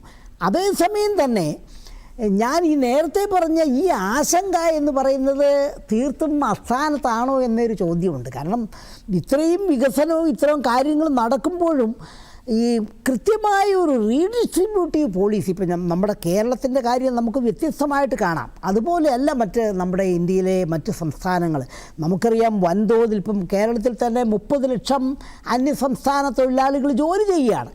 അപ്പോൾ ഈ ഒരു സ്ഥിതി മാറണമെന്നുണ്ടെന്നുണ്ടെങ്കിൽ ഈ റീഡിസ്ട്രിബ്യൂഷൻ എന്ന് പറയുന്നതിനെ നമ്മൾ വികസനവുമായിട്ട് വേറെയായിട്ട് കാണേണ്ട കാര്യമില്ല. കാരണം ഈ റീഡിസ്ട്രിബ്യൂഷൻ എന്ന് പറയുന്നതിൽ തന്നെ വികസനത്തിൻ്റെ അംശമുണ്ട്. വികസനം ആ രീതിയിൽ മുന്നോട്ട് പോകണം. അപ്പോൾ അത് ഇരിക്കെ തന്നെ, ആ ആശങ്ക ഇരിക്കെ തന്നെ അവതാരകൻ പറഞ്ഞ വളരെ പ്രധാനപ്പെട്ട ചില കാര്യങ്ങൾ, ഉദാഹരണമായിട്ട് ഇപ്പോൾ ടൂറിസം ആണെങ്കിലും ആർക്കിയോളജി ആണെന്നുണ്ടെങ്കിലും ഹെറിറ്റേജ് ആണെങ്കിലും ഇവയൊക്കെ തന്നെ നമ്മൾ ഷോക്കേസ് ചെയ്ത് നമ്മളത് പ്രിസേർവ് ചെയ്യുന്നത് പോലെ നമ്മൾ ഇൻ്റർനാഷണൽ മാർക്കറ്റുമായിട്ട് നമ്മൾ ഇൻ്റഗ്രേറ്റ് ചെയ്യുകയാണ്. അപ്പം നമ്മൾ ടൂറിസ്റ്റുകൾ യഥാർത്ഥത്തിൽ നമ്മുടെ ആർക്കിയോളജിക്കൽ സൈറ്റുകളും നമ്മുടെ സംസ്കാരവുമായിട്ട് ബന്ധപ്പെട്ട കാര്യങ്ങളിൽ കൂടുതൽ താല്പര്യമുള്ളവരായി വന്നുകൊണ്ടിരിക്കുകയാണ്. അപ്പോൾ ആ രീതിയിൽ ശ്രദ്ധ കേന്ദ്രീകരിക്കുന്നു എന്നുള്ളത് തീർച്ചയായിട്ടും നമ്മുടെ ഈ ബജറ്റിൻ്റെ ഒരു പുതിയ ഊന്നൽ ആയിട്ട് കണക്കിലെടുക്കേണ്ടതുണ്ട്. അപ്പോൾ ആ രീതിയിൽ നോക്കുകയാണെന്നുണ്ടെങ്കിൽ ബജറ്റ് ഒരു ഫോർവേഡ് ലുക്കിംഗ്, മുന്നോട്ട് പോകുന്ന ഒരു കാര്യമായിട്ട് കണ്ടു. പക്ഷേ നമ്മുടെ സ്കിൽ ഡെവലപ്മെൻറ്റ് ഒരുപക്ഷെ ബഡ്ജറ്റിൻ്റെ പൂർണ്ണമായ കാര്യങ്ങളൊക്കെ നമ്മുടെ മുമ്പിലില്ല. ചെറുപ്പക്കാരുടെ സ്കിൽ ഡെവലപ്മെൻറ്റ് എന്ന് പറയുന്നത് ഒരു വളരെ പ്രധാനപ്പെട്ട ഒരു കാര്യമാണ്. അത് കഴിഞ്ഞ ബഡ്ജറ്റുകളിലൊക്കെ അതിന് വേണ്ടിയിട്ടുള്ള പല നിർദ്ദേശങ്ങളും ഉണ്ടായിരുന്നു. അപ്പോൾ ഈ പ്രത്യേകിച്ച് ഇപ്പോൾ യൂറോപ്യൻ യൂണിയനുമായിട്ട് നമ്മൾ ഒരു എഗ്രിമെൻ്റൊക്കെ എത്തിയ സ്ഥിതിക്ക് ആ യൂറോപ്യൻ യൂണിയനിലെ രാജ്യങ്ങളിലെ മാർക്കറ്റുകൾ കണക്കിലെടുത്ത് ആ രീതിയിൽ ഉൽപ്പന്നങ്ങൾ വികസിപ്പിക്കുന്നതിന് വേണ്ടിയിട്ടുള്ള തന്ത്രങ്ങൾ, പ്രത്യേകിച്ച് ആ നാഷണൽ ഇൻസ്റ്റിറ്റ്യൂട്ട് ഓഫ് ഡിസൈൻ, എനിക്കത് വളരെ ഇന്നോവേറ്റീവായ ഒരു സജഷനായിട്ട് തോന്നി.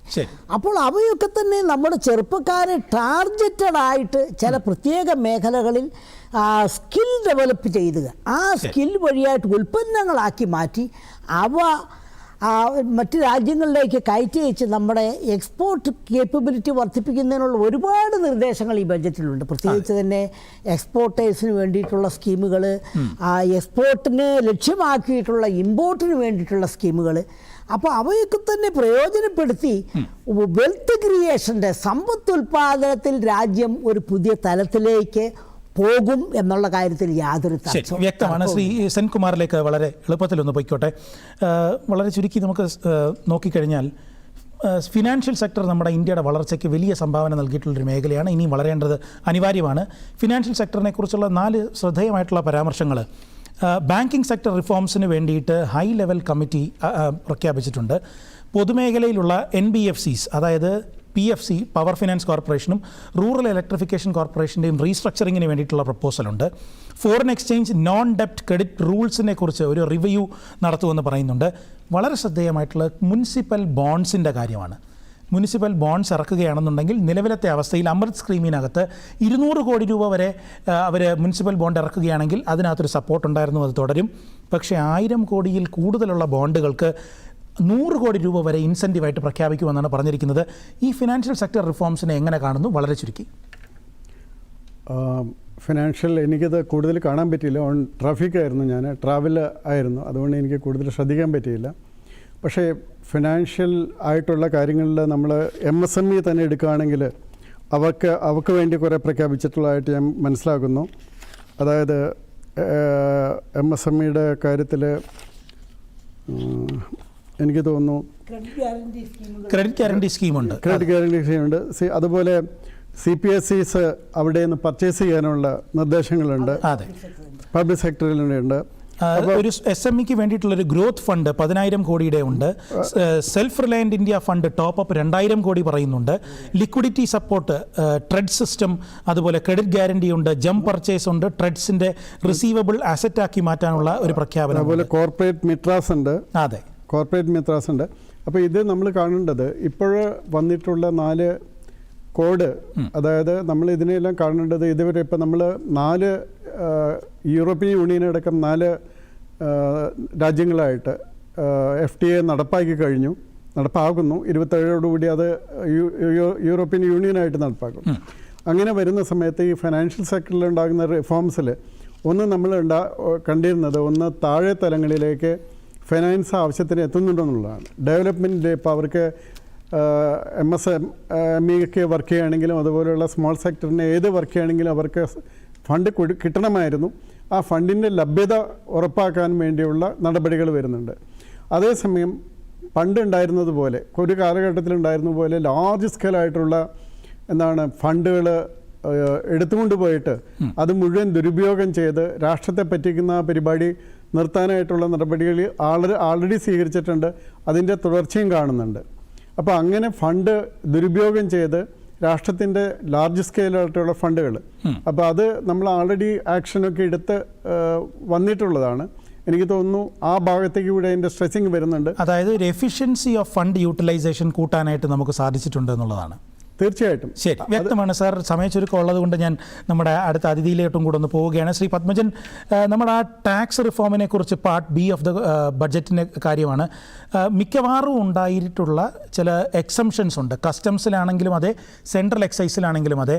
ഇത് നമ്മുടെ എല്ലാം ഇമ്പോർട്ടുകൾ നമ്മൾ ഇമ്പോർട്ട് പലതും എക്സ്പോർട്ട് ചെയ്യാനായിട്ട് അല്ലെങ്കിൽ ഉൽപ്പാദനത്തിന് വേണ്ടിയിട്ടുള്ളതാണ്. അതിന് വേണ്ടിയിട്ടുള്ള സപ്പോർട്ടാണ് ഒന്ന്. 2, നമ്മുടെ എക്സ്പോർട്ട് ആൻഡ് ഇമ്പോർട്ട്, അതായത് നമ്മുടെ ട്രേഡ് ഫെസിലിറ്റേറ്റ് ചെയ്യാനായിട്ടുള്ളതാണ്. ചുരുക്കി പറഞ്ഞാൽ ഇപ്പോഴത്തെ ഈ മാറിക്കൊണ്ടിരിക്കുന്ന ആഗോള ട്രേഡിൻ്റെ ഒരു അവസ്ഥ അനുസരിച്ച് അതിനെന്താണോ ആവശ്യമായിട്ടുള്ളത് അത് ടാക്സ് റിഫോംസ് വഴി, പല എക്സംഷൻസ് വഴി, ചില എഫിഷ്യൻസി ഗെയിൻസ് വഴി അത് നമ്മുടെ ബഡ്ജറ്റിലേക്ക് കൊണ്ടുവന്നിട്ടുണ്ട് എന്ന് നമുക്ക് പറയാൻ സാധിക്കുമോ ശ്രീ പത്മജൻ? വളരെ ചുരുക്കി. തീർച്ചയായും സ്ട്രക്ചറൽ റിഫോംസ് അഥവാ ഘടനാപരമായ പരിഷ്കാരങ്ങൾ തുടരുക എന്നുള്ളത് ബജറ്റിന്റെ ഒരു പ്രധാനപ്പെട്ട ലക്ഷ്യമായിട്ട് ധനകാര്യമന്ത്രി പ്രസ്താവിച്ചിട്ടുണ്ട്. റിഫോം എക്സ്പ്രസ് എന്നാണ് അവരതിനെ വിളിച്ചിരിക്കുന്നത്. അതായത് ഇവിടെ ശ്രദ്ധിക്കേണ്ട ഒരു കാര്യം, നമ്മുടെ 90കളിലെ രാജ്യം സാമ്പത്തിക പ്രതിസന്ധി നേരിട്ടപ്പോൾ ആ സമയത്ത് RBIയുടെ ഗവർണറായിരുന്ന ഡോക്ടർ ബിമൽ ജലാൻ, അദ്ദേഹത്തിന്റെ ഒരു പുസ്തകമുണ്ട്, India's economic crisis the way ahead. ആ പുസ്തകത്തിൽ പറയുന്ന ഒരു പ്രധാനപ്പെട്ട ഒരു കാര്യമുണ്ട്, to ensure the allocative and productive efficiency of resources. Allocative efficiency, productive efficiency, ഇത് രണ്ടും വർദ്ധിപ്പിക്കുക എന്നുള്ളത്, ഇതാണ് ഈ റിഫോംസിന്റെ പ്രധാനപ്പെട്ട ലക്ഷ്യം. അപ്പോൾ ഒരു ഭാഗത്ത് is of doing business facilitate ചെയ്യുകയും, രണ്ടാമത്തത് ഈ റിഫോംസിലൂടെ ഈ എഫിഷ്യൻസി ഉറപ്പിക്കുകയും ചെയ്ത് കഴിഞ്ഞാൽ നമ്മുടെ മത്സരക്ഷമത അത് കൂട്ടുമെന്നും അത് റിസോഴ്സ് വളരെയധികം ഉപയോഗപ്രദമായ രീതിയിൽ പാഴാക്കാതെ നമുക്ക് ഉപയോഗിക്കാൻ പറ്റും എന്നുള്ള ഒരു ദർശനമാണ് അതിൽ കാണുന്നത്. ഈ ദർശനത്തെ അടിസ്ഥാനമാക്കിയിട്ടാണ് ഇവിടെ ഈ നികുതി പരിഷ്കാരങ്ങളെ പറ്റി ധനകാര്യമന്ത്രി, ഇത് നികുതി പരിഷ്കാരത്തിൽ മാത്രം ഒതുങ്ങി നിൽക്കേണ്ട കാര്യമല്ല. കാരണം ഇപ്പോഴും നമ്മുടെ പല സംസ്ഥാന ഗവൺമെന്റുകളും ഈ പറഞ്ഞിരിക്കുന്ന ലീൻ ഗവൺമെന്റ് അഥവാ ഗവൺമെന്റ് തലത്തിലുള്ള എഫിഷ്യൻസി വർദ്ധിപ്പിക്കുന്ന പല നടപടികളും എടുക്കാൻ ഇനിയും ബാക്കിയാണ്. ഉദാരവൽക്കരണത്തിന്റെ ചുരുക്കി പറഞ്ഞു കഴിഞ്ഞാൽ ഈ ഒരു മേഖലയിലുള്ള പ്രവർത്തനം മാത്രമല്ല, നിരവധി മേഖലയിലുള്ള ഇന്റർവെൻഷൻ ഒരുമിക്കുമ്പോഴാണ് ഒരു ബഡ്ജറ്റിന്റെ യഥാർത്ഥ പ്രവർത്തനം നമുക്ക് കാണാൻ സാധിക്കുന്നത്. അതിനകത്ത് കേന്ദ്ര സർക്കാരിനെ പോലെ സംസ്ഥാന സർക്കാരിന്റെ പിന്തുണയും ഭാഗീദാരവും അതിനകത്ത് അത്യാവശ്യമാണ്. ചർച്ചയുടെ സമയം ഇവിടെ പൂർണ്ണമായിരിക്കുന്നു. ചർച്ചയിൽ പങ്കെടുത്ത ശ്രീ കൈലാസ് നാഥ്, ശ്രീ TP സെൻകുമാർ, ശ്രീ ജോസ് സെബാസ്റ്റ്യൻ, ശ്രീ പത്മജൻ, ചർച്ചയിൽ പങ്കെടുത്തതിന് വളരെയധികം നന്ദി. ചർച്ച തുടരുന്നതാണ് പ്രധാന വാർത്തകൾക്ക് ശേഷം. ഇപ്പോൾ പ്രധാന വാർത്തകളുമായി സൈമ ചേരുന്നു. കണ്ടുകൊണ്ടിരിക്കുക DD മലയാളം.